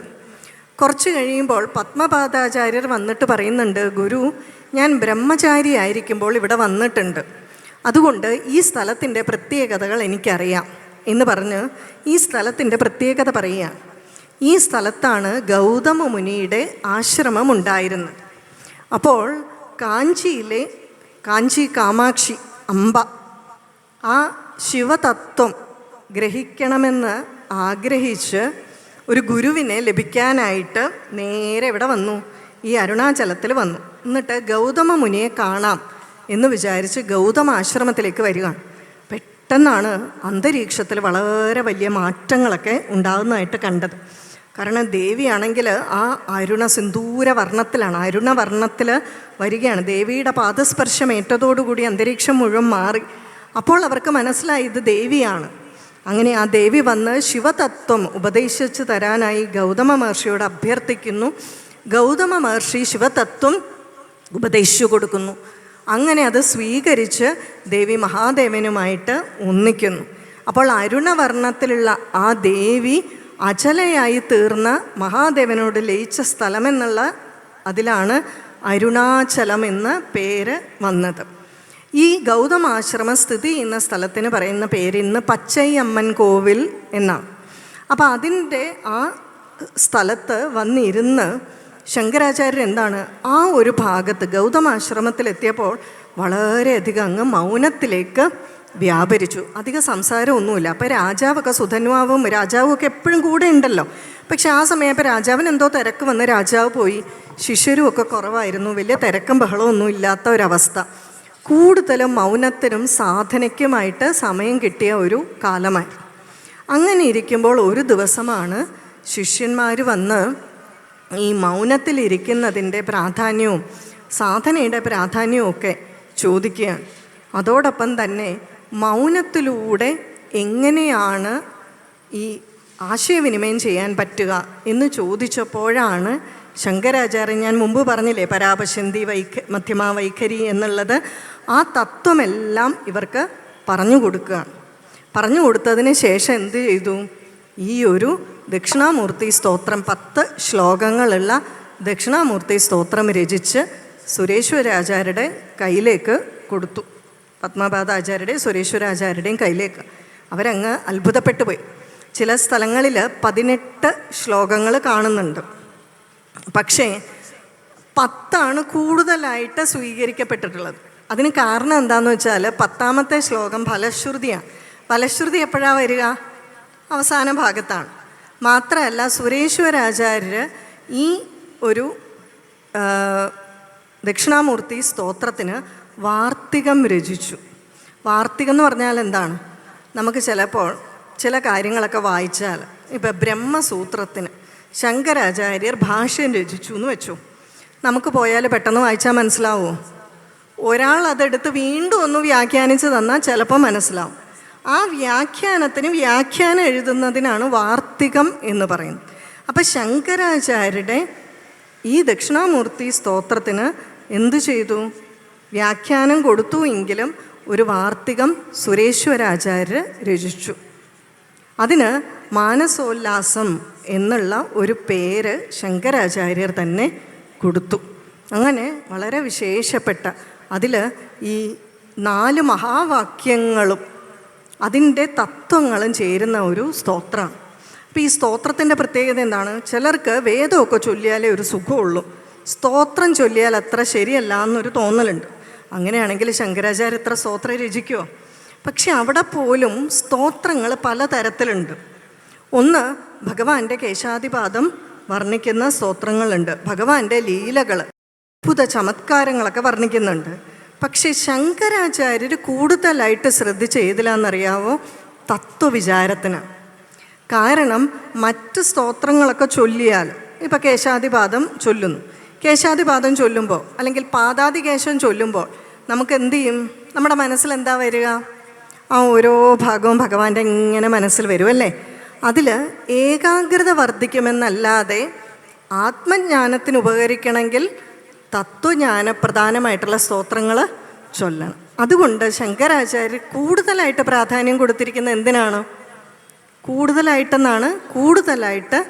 തത്വ നിരൂപണത്തിനാണ്, അല്ലെങ്കിൽ തത്വ കഥനത്തിനാണ് കൂടുതലായിട്ട് സ്തോത്രങ്ങളിൽ പ്രാധാന്യം കൊടുത്തിരിക്കുന്നത്. അങ്ങനെയുള്ള ഒരു സ്തോത്രം, അതായത് 4 മഹാവാക്യങ്ങളും ചേരുന്ന എല്ലാ തത്വങ്ങളും സംഹരിക്കപ്പെടുന്ന ഒന്നിച്ചു വരുന്ന ആ ആദി ഗുരുവിനെ അല്ലെങ്കിൽ ആ അദ്വൈത ഭാവത്തിലേക്ക് നമ്മളെ ഉയർത്തുന്ന ഒരു സ്തോത്രമാണ് ഈ ഒരെണ്ണമുള്ളത്. പിന്നെയുള്ളതോ, പിന്നെയും ശങ്കരാചാര്യർ മറ്റൊരു ദക്ഷിണാമൂർത്തി സ്തോത്രം രചിച്ചിട്ടുണ്ട്. ചിലതൊക്കെ നല്ല രസമാണ്. മയിലിൻ്റെ നൃത്തം. ആ നൃത്തം എന്ന് പറഞ്ഞാൽ ശ്രദ്ധിച്ചിട്ടുണ്ടോ? ഈ വർണ്ണമാലാ സ്തോത്രമുണ്ട്. ദക്ഷിണാമൂർത്തി വർണ്ണമാലാ സ്തോത്രം. വർണ്ണമാല എന്ന് പറഞ്ഞാൽ നമ്മൾ ഈ അക്ഷരമാല പറയില്ലേ, ഇവിടെ ആ അക്ഷരമാലയല്ല. അതിന് പകരം മേധാ ദക്ഷിണാമൂർത്തി മന്ത്രമുണ്ട്. അത് ഞാൻ ഇനി ദക്ഷിണാമൂർത്തി ഉപനിഷത്ത് പറയുമ്പോൾ പറയും. മേധാ ദക്ഷിണാമൂർത്തി മന്ത്രം. ഈ മന്ത്രത്തിന് 24 അക്ഷരങ്ങളുണ്ട്. ഈ ഓരോ അക്ഷരങ്ങളും ഓരോ ശ്ലോകത്തിൻ്റെ ആദ്യ അക്ഷരങ്ങളായി വന്നിട്ടുള്ള 24 ശ്ലോകങ്ങളും 25-ാമതായിട്ട് ഫലശ്രുതിയും. അതാണ് വർണ്ണമാലാ സ്തോത്രം. അത് ഒരു പ്രത്യേക താളത്തിൽ, ഈ മയിൽ നൃത്തം വയ്ക്കുന്നത്, സ്റ്റെപ്പ് ചെയ്യുന്നത് ആദ്യം ഒരു കാല് പൊക്കി വെച്ചിട്ട് 2 കാല് മറ്റേതിൽ ചവിട്ടും, അങ്ങനെ ഒരു പ്രത്യേക രീതിയിലാണ്. അപ്പോൾ അതേ വൃത്തത്തിലാണ് ആചാര്യർ ഈ ഒരു സ്തോത്രം രചിച്ചിരിക്കുന്നത്. അതിന് പറയുന്ന പേരാണ് വർണ്ണമാല സ്തോത്രം. കുറച്ച് വലുതാണ്, പക്ഷെ ചൊല്ലാൻ നല്ല രസമാണ്. 24 ശ്ലോകങ്ങളും 25-ാമതായിട്ടൊന്നും ഒന്നുകൂടി പറയാം. ഓരോ ശ്ലോകവും തുടങ്ങുന്നത് മേധാ ദക്ഷിണാമൂർത്തി മന്ത്രത്തിൻ്റെ, അതിന് 24 അക്ഷരമുണ്ട്, ഓരോ അക്ഷരം വെച്ചിട്ടാണ്. ഇതും വളരെ വിശേഷപ്പെട്ട ഒന്നാണ്. പിന്നീട് 19 ശ്ലോകങ്ങളുള്ള മറ്റൊരു ശ്ലോകവും കൂടി, ദക്ഷിണാമൂർത്തി സ്തോത്രവും കൂടി ആചാര്യർ രചിച്ചിട്ടുണ്ട്. അതിലുമെല്ലാം പറയുന്നത് ആ പരമമായിട്ടുള്ള ആ ഒരു ദക്ഷിണാമൂർത്തി ഭഗവാനെ ഞാൻ നമസ്കരിക്കുന്നു എന്നാണ് പറയുന്നത്. എൻ്റെ ആത്മാവിൽ ഉദിച്ചിരിക്കുന്ന ആ പരമമായിട്ടുള്ള ദക്ഷിണാമൂർത്തി ഭഗവാനെ ഞാൻ നമസ്കരിക്കുന്നു എന്നുള്ള ഭാവത്തിൽ ഈ ശ്ലോകങ്ങളെല്ലാം വരുന്നത്, പല രൂപങ്ങൾ. ഇങ്ങനെയുള്ള സ്തോത്രം കഴിഞ്ഞാലോ, ഇതിനു മുമ്പ് വേണമെങ്കിൽ പറയാം, സ്തോത്രത്തിന് മുമ്പായിട്ട് ദക്ഷിണാമൂർത്തി ഉപനിഷത്തുണ്ട്. ആ ദക്ഷിണാമൂർത്തി ഉപനിഷത്തിൽ അപ്പം എന്താ ഉള്ളത്? ദക്ഷിണാമൂർത്തി ഉപനിഷത്തിൽ പറയുന്നത് എന്താണെന്ന് വെച്ചാൽ, ഒരിക്കൽ ശൗനകാദികൾ വളരെ വലിയ ഒരു യജ്ഞം ചെയ്യാനായിട്ട് തീരുമാനിച്ചു. അപ്പോൾ അവരെന്ത് ചെയ്തു? മഹാഭാണ്ഡീരം എന്ന് പറയുന്ന ഒരു വടവൃക്ഷത്തിൻ്റെ ചുവട്ടിലായിട്ടിരുന്ന് അവർ സമിത്പാണികളായിട്ട് ഈ യജ്ഞം ചെയ്യാൻ ആരംഭിച്ച സമയത്താണ് മാർക്കണ്ഡേയ മഹർഷി അവിടെ എത്തിച്ചേരുന്നത്. അപ്പം മാർക്കണ്ഡേയ മഹർഷി വന്നപ്പോൾ സമിത്പാണികളായിട്ട് വളരെ വിനയത്തോടു കൂടി അവിടെ പോയി നമസ്കരിച്ച് എന്തു ചെയ്തു? അദ്ദേഹത്തിനോട് ആ പരമമായിട്ടുള്ള ജ്ഞാനം ലഭിക്കാനുള്ള വഴി എന്താണ്? കാരണം മാർക്കണ്ഡേയ മഹർഷി ആരാണ്? ചിരഞ്ജീവിയാണ്, അല്ലേ? അപ്പോൾ ഈ ഒരു ശാന്തമായിട്ടുള്ള ആ പരമമായിട്ടുള്ള അവസ്ഥയിൽ അങ്ങ് എത്തിച്ചേർന്നത് എങ്ങനെ എന്ന് ചോദിച്ചു. അപ്പം അദ്ദേഹം എന്തു പറഞ്ഞു? ശിവതത്വം അറിഞ്ഞപ്പോഴാണ് അതുണ്ടായത് എന്ന് പറഞ്ഞു. അത്രയും പറഞ്ഞ് അങ്ങ് നിർത്തി. അപ്പോൾ ഇത്രയും പറഞ്ഞപ്പോൾ എന്തായി? ആകെ ക്യൂരിയോസിറ്റി, ബാക്കിയും കൂടെ അറിയാൻ. അപ്പോൾ പറഞ്ഞു പരമരഹസ്യമായിട്ടുള്ളതാണ് ഈ ശിവതത്വം. അപ്പോൾ ഇവർ പറഞ്ഞു, ശൗനകാദികൾ പറഞ്ഞു, ഞങ്ങൾക്ക് അങ്ങനെയാണെങ്കിൽ അതൊന്ന് ഉപദേശിച്ച് തരാമോ? അപ്പോഴാണ് വളരെ ഗഹനമായിട്ടുള്ള പരമരഹസ്യമായിട്ടുള്ള ആ ഒരു ശിവതത്വം ഉപദേശിച്ചു കൊടുക്കുന്നത്. അതിൻ്റെ ഭാഗമായിട്ടാണ് മേധാ ദക്ഷിണാമൂർത്തി മന്ത്രം ഉപദേശിച്ചു കൊടുക്കുന്നത്. അതിൻ്റെ ഗുരു എന്ന് പറയുന്നത്, ഋഷി എന്ന് പറയുന്നത് ബ്രഹ്മാവാണ്. ഛന്ദസ് ഗായത്രിയാണ്. ദേവത ആരാണ്? ദക്ഷിണാമൂർത്തിയാണ്. 24 അക്ഷരങ്ങളുണ്ട്. ഞാനതവിടെ ഇവിടെ പരസ്യമായിട്ട് ചൊല്ലുന്നില്ല, കാരണം അത് ഉപനിഷത്ത് മന്ത്രമാണ്, ഗുരുമുഖത്ത് നിന്ന് ഉപദേശിച്ച് ലഭിക്കേണ്ടതാണ്. ഈ ഒരു മന്ത്രം മാർക്കണ്ഡേയ മഹർഷി ഉപദേശിച്ചു കൊടുക്കുകയാണ്. കൊടുത്തതിന് ശേഷമുള്ള സൂക്തങ്ങൾ അല്ലെങ്കിൽ അതിലെ മന്ത്രങ്ങളെല്ലാം ദക്ഷിണാമൂർത്തി ഭഗവാന്റെ, ഞാൻ മുമ്പ് പറഞ്ഞില്ലേ പല രൂപങ്ങൾ, മാനുണ്ട്, കയ്യിൽ മഴുവുണ്ട്, ഇതെല്ലാം സൂചിപ്പിച്ചുകൊണ്ട് പ്രാർത്ഥിച്ചുകൊണ്ട് ആ ദക്ഷിണാമൂർത്തി ഭഗവാനെ നമസ്കരിക്കുന്നു, രക്ഷിക്കണേ എന്നുള്ള സ്തോത്രമാണ്. അത് കഴിഞ്ഞ് ഏറ്റവും അവസാനം മാർക്കണ്ഡേയ മഹർഷി പറയുന്നുണ്ട്, എങ്ങനെയുള്ള ഭക്തി ജ്ഞാനം കൊണ്ട് മാത്രമേ നമുക്ക് പരമമായിട്ടുള്ള ആ മോക്ഷം ലഭിക്കൂ. ഇതിന് ശ്രീരാമകൃഷ്ണ പരമഹംസരും പറയാറുണ്ട്. ശ്രീരാമകൃഷ്ണ പരമഹംസർ പറയാറുണ്ട്, ഭക്തിയില്ലാത്ത ജ്ഞാനം വെറും ശുഷ്കമാണ്.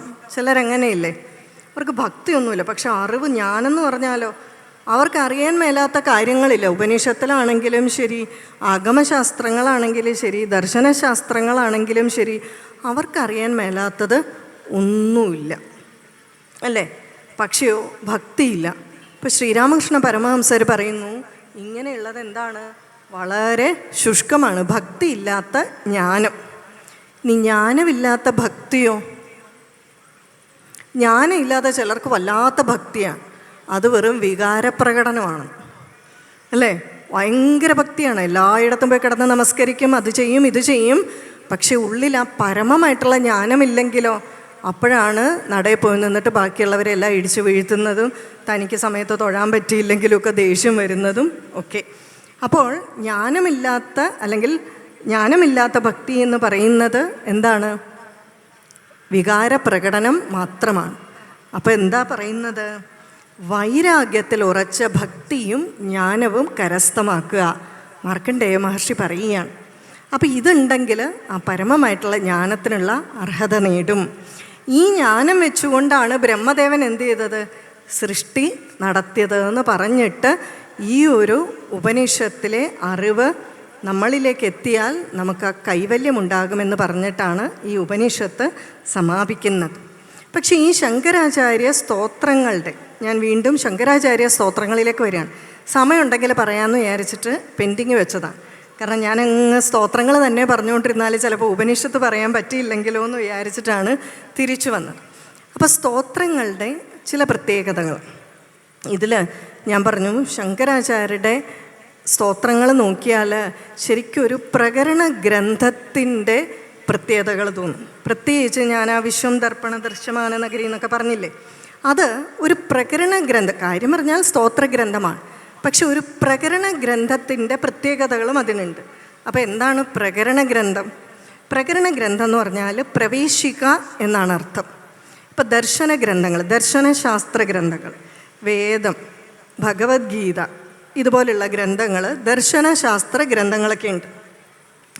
അതിലേക്ക് പ്രവേശിക്കുന്നതിന് മുമ്പ് നമുക്കതിനെപ്പറ്റി ഒരു ഐഡിയ വേണ്ടേ?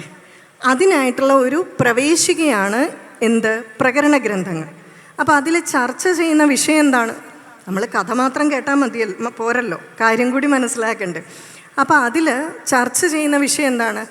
ഒന്നുകിൽ ആ ദർശന ഗ്രന്ഥത്തിൽ അല്ലെങ്കിൽ ശാസ്ത്ര ഗ്രന്ഥത്തിലുള്ള വിഷയത്തിൻ്റെ ഒരാകത്തുകയെ ചെറുതായിട്ടൊന്ന് അവതരിപ്പിക്കാം, അല്ലെങ്കിൽ ആ ഗ്രന്ഥത്തിലുള്ള ഏതെങ്കിലും ഒരു ഭാഗത്തിലെ ഒരു വിഷയം എടുത്ത് അവതരിപ്പിക്കാം. ഇങ്ങനെയുള്ള ഗ്രന്ഥങ്ങളുണ്ട്. ഇവയ്ക്കാണ് പ്രകരണ ഗ്രന്ഥങ്ങൾ എന്ന് പറയുന്നത്. അത്രമാത്രം വേദാന്തരപരമായിട്ടുള്ള ആശയങ്ങളുള്ളതാണ് ശങ്കരാചാര്യരുടെ ഈ സ്തോത്രം. നേരെ മറിച്ച് നമുക്കറിയാം വിവേക ചൂടാമണി അല്ലേ, വാക്യവൃത്തി, ലഘുവാക്യവൃത്തി, സർവവേദാന്ത സാരസംഗ്രഹം, ഇതെല്ലാം പ്രകരണ ഗ്രന്ഥങ്ങളാണ്. ഒറ്റ ശ്ലോകമുള്ള പ്രകരണ ഗ്രന്ഥമുണ്ട്.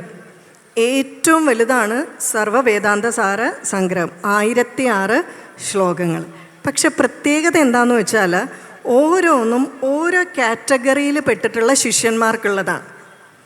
അപ്പോൾ ആ ഒരു കാറ്റഗറിയിലുള്ള ശിഷ്യന്മാർക്ക് അനുസരിച്ചുള്ള രീതിയിൽ കൊടുക്കും. ഇപ്പോൾ വിവേക ചൂടാമണി വളരെ പ്രൗഢഗംഭീരമായിട്ടുള്ള ഒരു ഗ്രന്ഥമാണ്. സർവവേദാന്ത സാരസംഗ്രഹം എന്ന് പറഞ്ഞാൽ വളരെ ലളിതമാണ്, പക്ഷെ വേദാന്തത്തിൻ്റെ ഒട്ടും സാരം ചോർന്നു പോകാതെ ഉണ്ട്. ചിലതിൽ കാവ്യത്തിന് പ്രാധാന്യം കൊടുത്തുകളുണ്ട്. അപ്പം തൻ്റെ മുന്നിലിരിക്കുന്ന ശിഷ്യന് ഏത് രീതിയിലാണോ ഈ ആശയം എത്തിക്കപ്പെടാൻ പറ്റുന്നത്, അതായത് ചുരുക്കം പറഞ്ഞാൽ നമ്മളിൽ ഏതൊക്കെ കാറ്റഗറി ഉണ്ടോ, നമുക്ക് ഏത് തരത്തിലാണോ വേണ്ടത്, അതിനനുസരിച്ച് ആചാര്യർ പല പ്രകരണ ഗ്രന്ഥങ്ങൾ എഴുതിയിട്ടുണ്ട്. ധാരാളം പ്രകരണ ഗ്രന്ഥങ്ങൾ എഴുതിയിട്ടുണ്ട്. അതായത് വേദാന്തത്തിലേക്കുള്ള പ്രവേശികയാണ് പ്രകരണ ഗ്രന്ഥങ്ങൾ. അപ്പോൾ ഈ പ്രകരണ ഗ്രന്ഥത്തിന് തുല്യം നിൽക്കുന്നവയാണ് എന്ത്? ഈ ശങ്കരാചാര്യരുടെ ദക്ഷിണാമൂർത്തി സ്തോത്രങ്ങൾ. ഇതിൽ ഒരു സ്തോത്രം ശങ്കരാചാര്യർ എഴുതിയത് അവസാന കാലത്തിലാണ്. അതായത് സർവജ്ഞപീഠമൊക്കെ കയറിയിട്ട് പിന്നെ തിരിച്ച് ബദരിയിലെത്തി കേദാറിലെത്തുന്നുണ്ട്. കേദാറിലെത്തിയിട്ട് അവിടെ നിന്ന് അദ്ദേഹം അപ്രത്യക്ഷനായി എന്നല്ലേ പറയപ്പെടുന്നത്. അപ്പോൾ കേദാറിലെത്തിയപ്പോൾ അദ്ദേഹത്തിന് സന്തോഷമായി. കാരണം എന്താണ്? അദ്ദേഹം വരുന്ന വഴിക്കെല്ലാം വൈദികപരമായിട്ടുള്ള ചിട്ടകൾ എല്ലാ ക്ഷേത്രങ്ങളിലും എല്ലായിടത്തും വീണ്ടും ആ ഒരു സ്ഥിരമായിട്ടുള്ള ചിട്ടവട്ടങ്ങളെല്ലാം ക്ഷേത്രങ്ങളിൽ കൊണ്ടുവന്നല്ലോ. അപ്പോൾ കൊണ്ടുവന്നിട്ട് പിന്നെ യാത്രയായി 2.5 തവണ ഭാരതം മുഴുവൻ സഞ്ചരിച്ചിട്ടുണ്ട്. അപ്പോൾ വീണ്ടും വന്ന് നോക്കിയപ്പോൾ ഉണ്ട് താൻ ചെയ്ത കാര്യങ്ങളൊക്കെ എന്താണെങ്കിലും വലിയ കുഴപ്പമൊന്നുമില്ലാതെ നടക്കുന്നുണ്ട്. അപ്പം അങ്ങനെ ആ കേദാരദേശത്ത് വന്നിരുന്ന് അവിടെ വെച്ച് അദ്ദേഹം എന്ത് ചെയ്യുന്നുണ്ട്? കേദാരനാഥനെ ദക്ഷിണാമൂർത്തി സ്വരൂപത്തിൽ സ്തുതിക്കുന്നുണ്ട്. അപ്പോൾ അവിടെ വെച്ചും അദ്ദേഹം ഒരു ദക്ഷിണാമൂർത്തി സ്തോത്രം ചൊല്ലുന്നുണ്ട്. ഇങ്ങനെ പല സാഹചര്യങ്ങളിൽ അദ്ദേഹം ദക്ഷിണാമൂർത്തി സ്തോത്രം രചിച്ചിട്ടുണ്ട്. എന്താണെങ്കിലും ദക്ഷിണാമൂർത്തി ഭഗവാൻ, നമുക്കറിയാം ഈശ്വരൻ ഒന്നേ ഉള്ളൂ, ദേവന്മാർ അനേകം. നമ്മളുടെ ഭാവത്തിനനുസരിച്ചും നമ്മളുടെ ആ ഒരു സ്ഥിതിക്കനുസരിച്ചും എല്ലാ തരത്തിലുള്ള ദേവന്മാരും നമുക്കുണ്ട്. ഇപ്പം ഇവിടെ ഇദ്ദേഹം തൊട്ടു മുമ്പ് സംസാരിച്ച ഹരി അദ്ദേഹം പറഞ്ഞു, ശബരിമലയിലെ കാര്യം പറഞ്ഞു. ശബരിമലയിലെ ഭഗവാൻ എന്താണ്? യോഗി ഭാവത്തിലാണ് അല്ലേ? അപ്പോൾ ആ യോഗി ഭാവം തന്നെയാണ് ഇവിടെ ആർക്ക്? ദക്ഷിണാമൂർത്തി ഭഗവാനുള്ളത്. പക്ഷേ ഈ യോഗി ഭാവത്തിന് ചില പ്രത്യേകതകളുള്ളത് കൊണ്ട് നമ്മൾ കുറച്ച് കൂടുതൽ ശ്രദ്ധിക്കേണ്ടതുണ്ട്. പക്ഷെ നമ്മളെന്താ ചെയ്യുന്നത്? നമുക്ക് ആഴത്തിലേക്ക് പഠിക്കാതെ നമ്മളിതിനെ പലപ്പോഴും തിരസ്കരിക്കുകയാണ്. ചിലർ പറയും, എന്തിനാ 41 ദിവസത്തെ വ്രതം എടുക്കുന്നത്? 41 ദിവസത്തെ വ്രതമൊന്നും എടുക്കാതെ ഞാൻ പോയിട്ടും എനിക്കൊന്നും സംഭവിച്ചില്ല എന്നാ പറയുന്നത്. സത്യം പറഞ്ഞാൽ എന്തിനാണ് ക്ഷേത്രത്തിൽ പോകുന്നതെന്ന് മനസ്സിലാക്കാത്തത് കൊണ്ടാണ്. ഒരു യോഗിയുടെ ശരീരത്തിൽ നിന്നും പുറപ്പെടുന്ന ചൈതന്യം വളരെ കൂടുതലാണ്. കാരണം എന്താണ്? മുഴുവൻ സമയത്തിലും തപസ്സാണ്, യോഗീഭാവമാണ്. നമ്മൾ പല ക്ഷേത്രങ്ങളിൽ പോയാൽ എന്താ, ഭഗവാൻ ഭാര്യയെ കാലിലും തൊടയിലും ഒക്കെ ഇരുത്തി മക്കളും ഒക്കെ ആയിട്ട് സപരിവാരമായിട്ട് വളരെ ലൗകിക ഭാവത്തിൽ ഉല്ലാസഭരിതമായിട്ടിരിക്കുന്ന അവസ്ഥയുണ്ട്. പക്ഷേ ശബരിമലയിൽ ഭഗവാൻ യോഗീഭാവമാണ്. യോഗീഭാവത്തിലിരിക്കുമ്പോൾ അതിൽ നിന്നും പുറപ്പെടുന്ന ഊർജം വളരെ കൂടുതലാണ്. നമ്മൾ ഓരോ ക്ഷേത്രത്തിലും ചെല്ലുന്ന എന്തിനാണ്? ആ വിഗ്രഹത്തിൽ നിന്നും പുറപ്പെടുന്ന ഊർജം സ്വീകരിക്കാനാണ്. ഇതെത്രമാത്രം നമുക്ക് സ്വീകരിക്കാൻ പറ്റും? നമുക്ക് എത്ര കപ്പാസിറ്റി ഉണ്ടോ അത്രയും അല്ലേ? പ്ലഗ് പോയിൻറ്റിൽ നമ്മൾ എല്ലാ പ്ലഗ് പോയിൻറ്റിലും കൊണ്ടുപോയി മിക്സിക്കും ഗ്രൈൻഡറും കുത്താൻ പറ്റുമോ? കരിഞ്ഞു പോവും അല്ലേ? സാധിക്കില്ല. അതിന് കപ്പാസിറ്റി വേണം. അപ്പോൾ എന്താണ്? ആ ശബരിമല അയ്യപ്പൻ്റെ അടുക്കൽ ചെല്ലുമ്പോൾ ആ അത്രയും ഒരു യോഗീഭാവത്തിൽ നിന്ന് വരുന്ന ചൈതന്യം സ്വീകരിക്കണമെങ്കിൽ നമ്മളുടെ ശരീരം അതിനനുസരിച്ച് ഒരുങ്ങണം. അതുകൊണ്ടാണ് ഒന്ന് മത്സ്യമാംസാദികളൊക്കെ കഴിക്കരുതെന്ന് പറയുന്നത്. മത്സ്യമാംസാദികൾ കഴിച്ചാൽ എന്താ കുഴപ്പം? വെജിറ്റേറിയൻ ഫുഡ് ദഹിപ്പിക്കാൻ 2-3 മണിക്കൂർ എടുക്കുമ്പോൾ ഇത് ദഹിപ്പിക്കാൻ 7 മണിക്കൂർ എടുക്കും. ശരീരത്തിൽ ദഹിപ്പിക്കണമെങ്കിൽ എന്ത് വേണം? നമ്മൾ ആഹാരം കഴിക്കുന്നതിൽ നിന്ന് കിട്ടുന്ന ഊർജ്ജം ഉപയോഗിച്ചാണ് ഇത് ദഹിപ്പിക്കാൻ എടുക്കുന്നത്. 7-8 മണിക്കൂർ ഈ ഊർജ്ജം മുഴുവൻ ഇതിനായിട്ട് ഉപയോഗിക്കുകയാണ്. ശരീരത്തിലെ ഊർജ്ജം കുറയുമോ? ശബരിമലയിൽ പോയി നിൽക്കുമ്പോൾ ഈ ഊർജ്ജം സ്വീകരിക്കണമെങ്കിൽ നമ്മുടെ ശരീരത്തിന് തപശക്തി വേണ്ടേ? അതുകൊണ്ട് സാധനാബലം വേണം. അതുകൊണ്ടാണ് വാക്കുകൾ ആ സമയത്ത് സ്വാമി ശരണം എന്ന് പറയുന്നത് അല്ലേ? വേറെ പലതുമൊക്കെ വരും. മാല ഇട്ട് പോയി, അല്ലെങ്കിൽ ഞാനിപ്പം പറയായിരുന്നു എന്നൊക്കെ പറയില്ലേ? വാക്കുകളെ നിയന്ത്രിക്കണം. കോപം വരുമ്പോൾ നമുക്കെന്താണ്? അവിടെയും ശരീരം വല്ലാതെ ചൂട് പിടിക്കുന്നു, നമ്മുടെ ശരീരത്തിൽ നിന്ന് ഊർജം പോകുന്നു. അപ്പോൾ എല്ലാത്തിനും ഒരു സംയമനം. സാധാരണ ക്ഷേത്രങ്ങളിൽ ലൗകിക ഭാവത്തിലിരിക്കുന്ന ഒരു ദേവനെ കാണാൻ പോകുന്ന അത്രയും നമുക്ക് തപശക്തിയും സാധനാബലവും പോരാ യോഗിയെ കാണാൻ പോകുമ്പോൾ. അതുകൊണ്ടാണ് ഇത് പല കാരണങ്ങളുണ്ട് കേട്ടോ, ഞാനിതിൻ്റെ ഒരു ആംഗിളിൽ മാത്രം പറയുന്നേ ഉള്ളൂ. അതുകൊണ്ടാണ് 41 ദിവസത്തെ വ്രതം എടുത്ത് പോകണമെന്ന് പറയുന്നത്. ഇനി സ്ത്രീകൾക്ക് പോകാമെന്ന് നമ്മുടെ ആചാര്യന്മാർ പറഞ്ഞാൽ പൊക്കോട്ടെ, പക്ഷെ പോകാം. ആചാര്യന്മാർ പറഞ്ഞാൽ, രാഷ്ട്രീയക്കാർ പറഞ്ഞാൽ പറ്റില്ലല്ലോ. നമ്മുടെ കർമ്മങ്ങളെപ്പറ്റിയും ധർമാധർമ്മങ്ങളെപ്പറ്റിയും അറിയാവുന്നത് ആചാര്യന്മാരാണ്. പക്ഷെ പൊതുവെ സ്ത്രീകളോട് പോകണ്ടെന്ന് പറഞ്ഞിരുന്ന ഒന്ന് കാടായതുകൊണ്ടും സ്ത്രീകൾക്ക് അത്രയും ഊർജം ശരീരത്തിൽ റീറ്റൈൻ ചെയ്യാൻ കപ്പാസിറ്റി ഇല്ലാത്തത് കൊണ്ടാണ്. ഒന്നെന്താണ്? എല്ലാ മാസവും ആർത്തവം ഉണ്ടാകുന്നതുകൊണ്ട് ശരീരത്തിൽ നിന്നും വളരെ വലിയ ഒരളവിൽ രക്തം പോകുന്നുണ്ട്. രക്തം പോകുമ്പോൾ അതിലെന്താ പോവുക? ഊർജമാണ്, പ്രാണൻ. വെയിൻ കട്ട് ചെയ്താൽ രക്തം പോകുമ്പം ജീവനല്ലേ പോകുന്നത്, മരിക്കുമല്ലേ ചെയ്യുക? പ്രാണം പോകുന്നുണ്ട്, ശരീരം ഇളതാകുന്നു, ഊർജം കുറയുന്നു. പ്രസവത്തിലൂടെ വീണ്ടും ധാരാളം രക്തവും ഊർജവും പോകുന്നു. അപ്പോൾ ശരീരം വളരെ ഇളതായതുകൊണ്ട് ആ യോഗീഭാവത്തിലുള്ള ഊർജം സ്വീകരിക്കാനുള്ള ഒരു കപ്പാസിറ്റി നമുക്കില്ല. അത്രയും ഊർജം സ്വീകരിക്കേണ്ട ആവശ്യവും ഇല്ല. വേണ്ടത് പോരെ അല്ലേ? വേണ്ടത്രയും പോരെ. അപ്പോൾ അതുകൊണ്ട് എന്ത് ചെയ്യണം? നമ്മുടെ നാട്ടിലുള്ള അയ്യപ്പനെ പോയി കണ്ടാൽ മതി. നേരെ മറിച്ച് ആർത്തവത്തിന് മുമ്പും അത് കഴിഞ്ഞിട്ട് നമുക്ക് പോകാം. കാരണം എന്താണ്?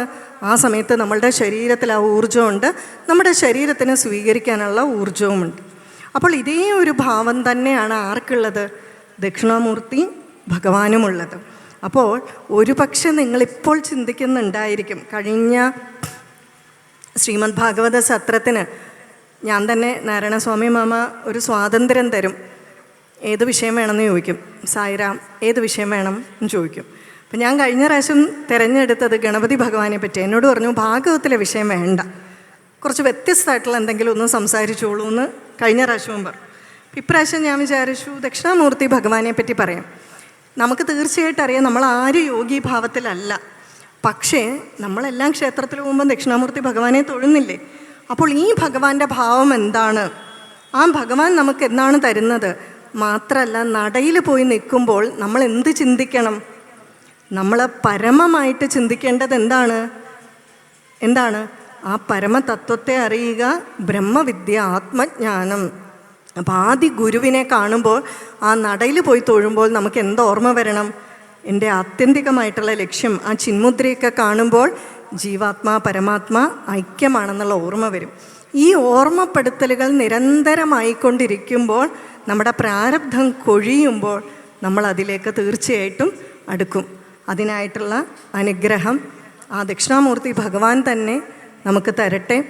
നമ്മളുടെ ഗുരുവായിട്ടുള്ള ഭാരതത്തിൻ്റെ ആ അദ്വൈത ദർശനത്തിന് വഴികാട്ടിയായി തീർന്ന ദക്ഷിണാമൂർത്തി ഭാവം തന്നെ, ആ മൗനം വിട്ട് ഇറങ്ങിയ ആ ഗുരുവായിട്ട് തന്നെയാണ് ശങ്കരാചാര്യ കാണുന്നത്. അതായത് മൗനത്തിലിരുന്ന ദക്ഷിണാമൂർത്തി മൗനം വിട്ട് ഇറങ്ങിയ രൂപമാണ് ശങ്കരാചാര്യ. ശ്ലോകമുണ്ട്.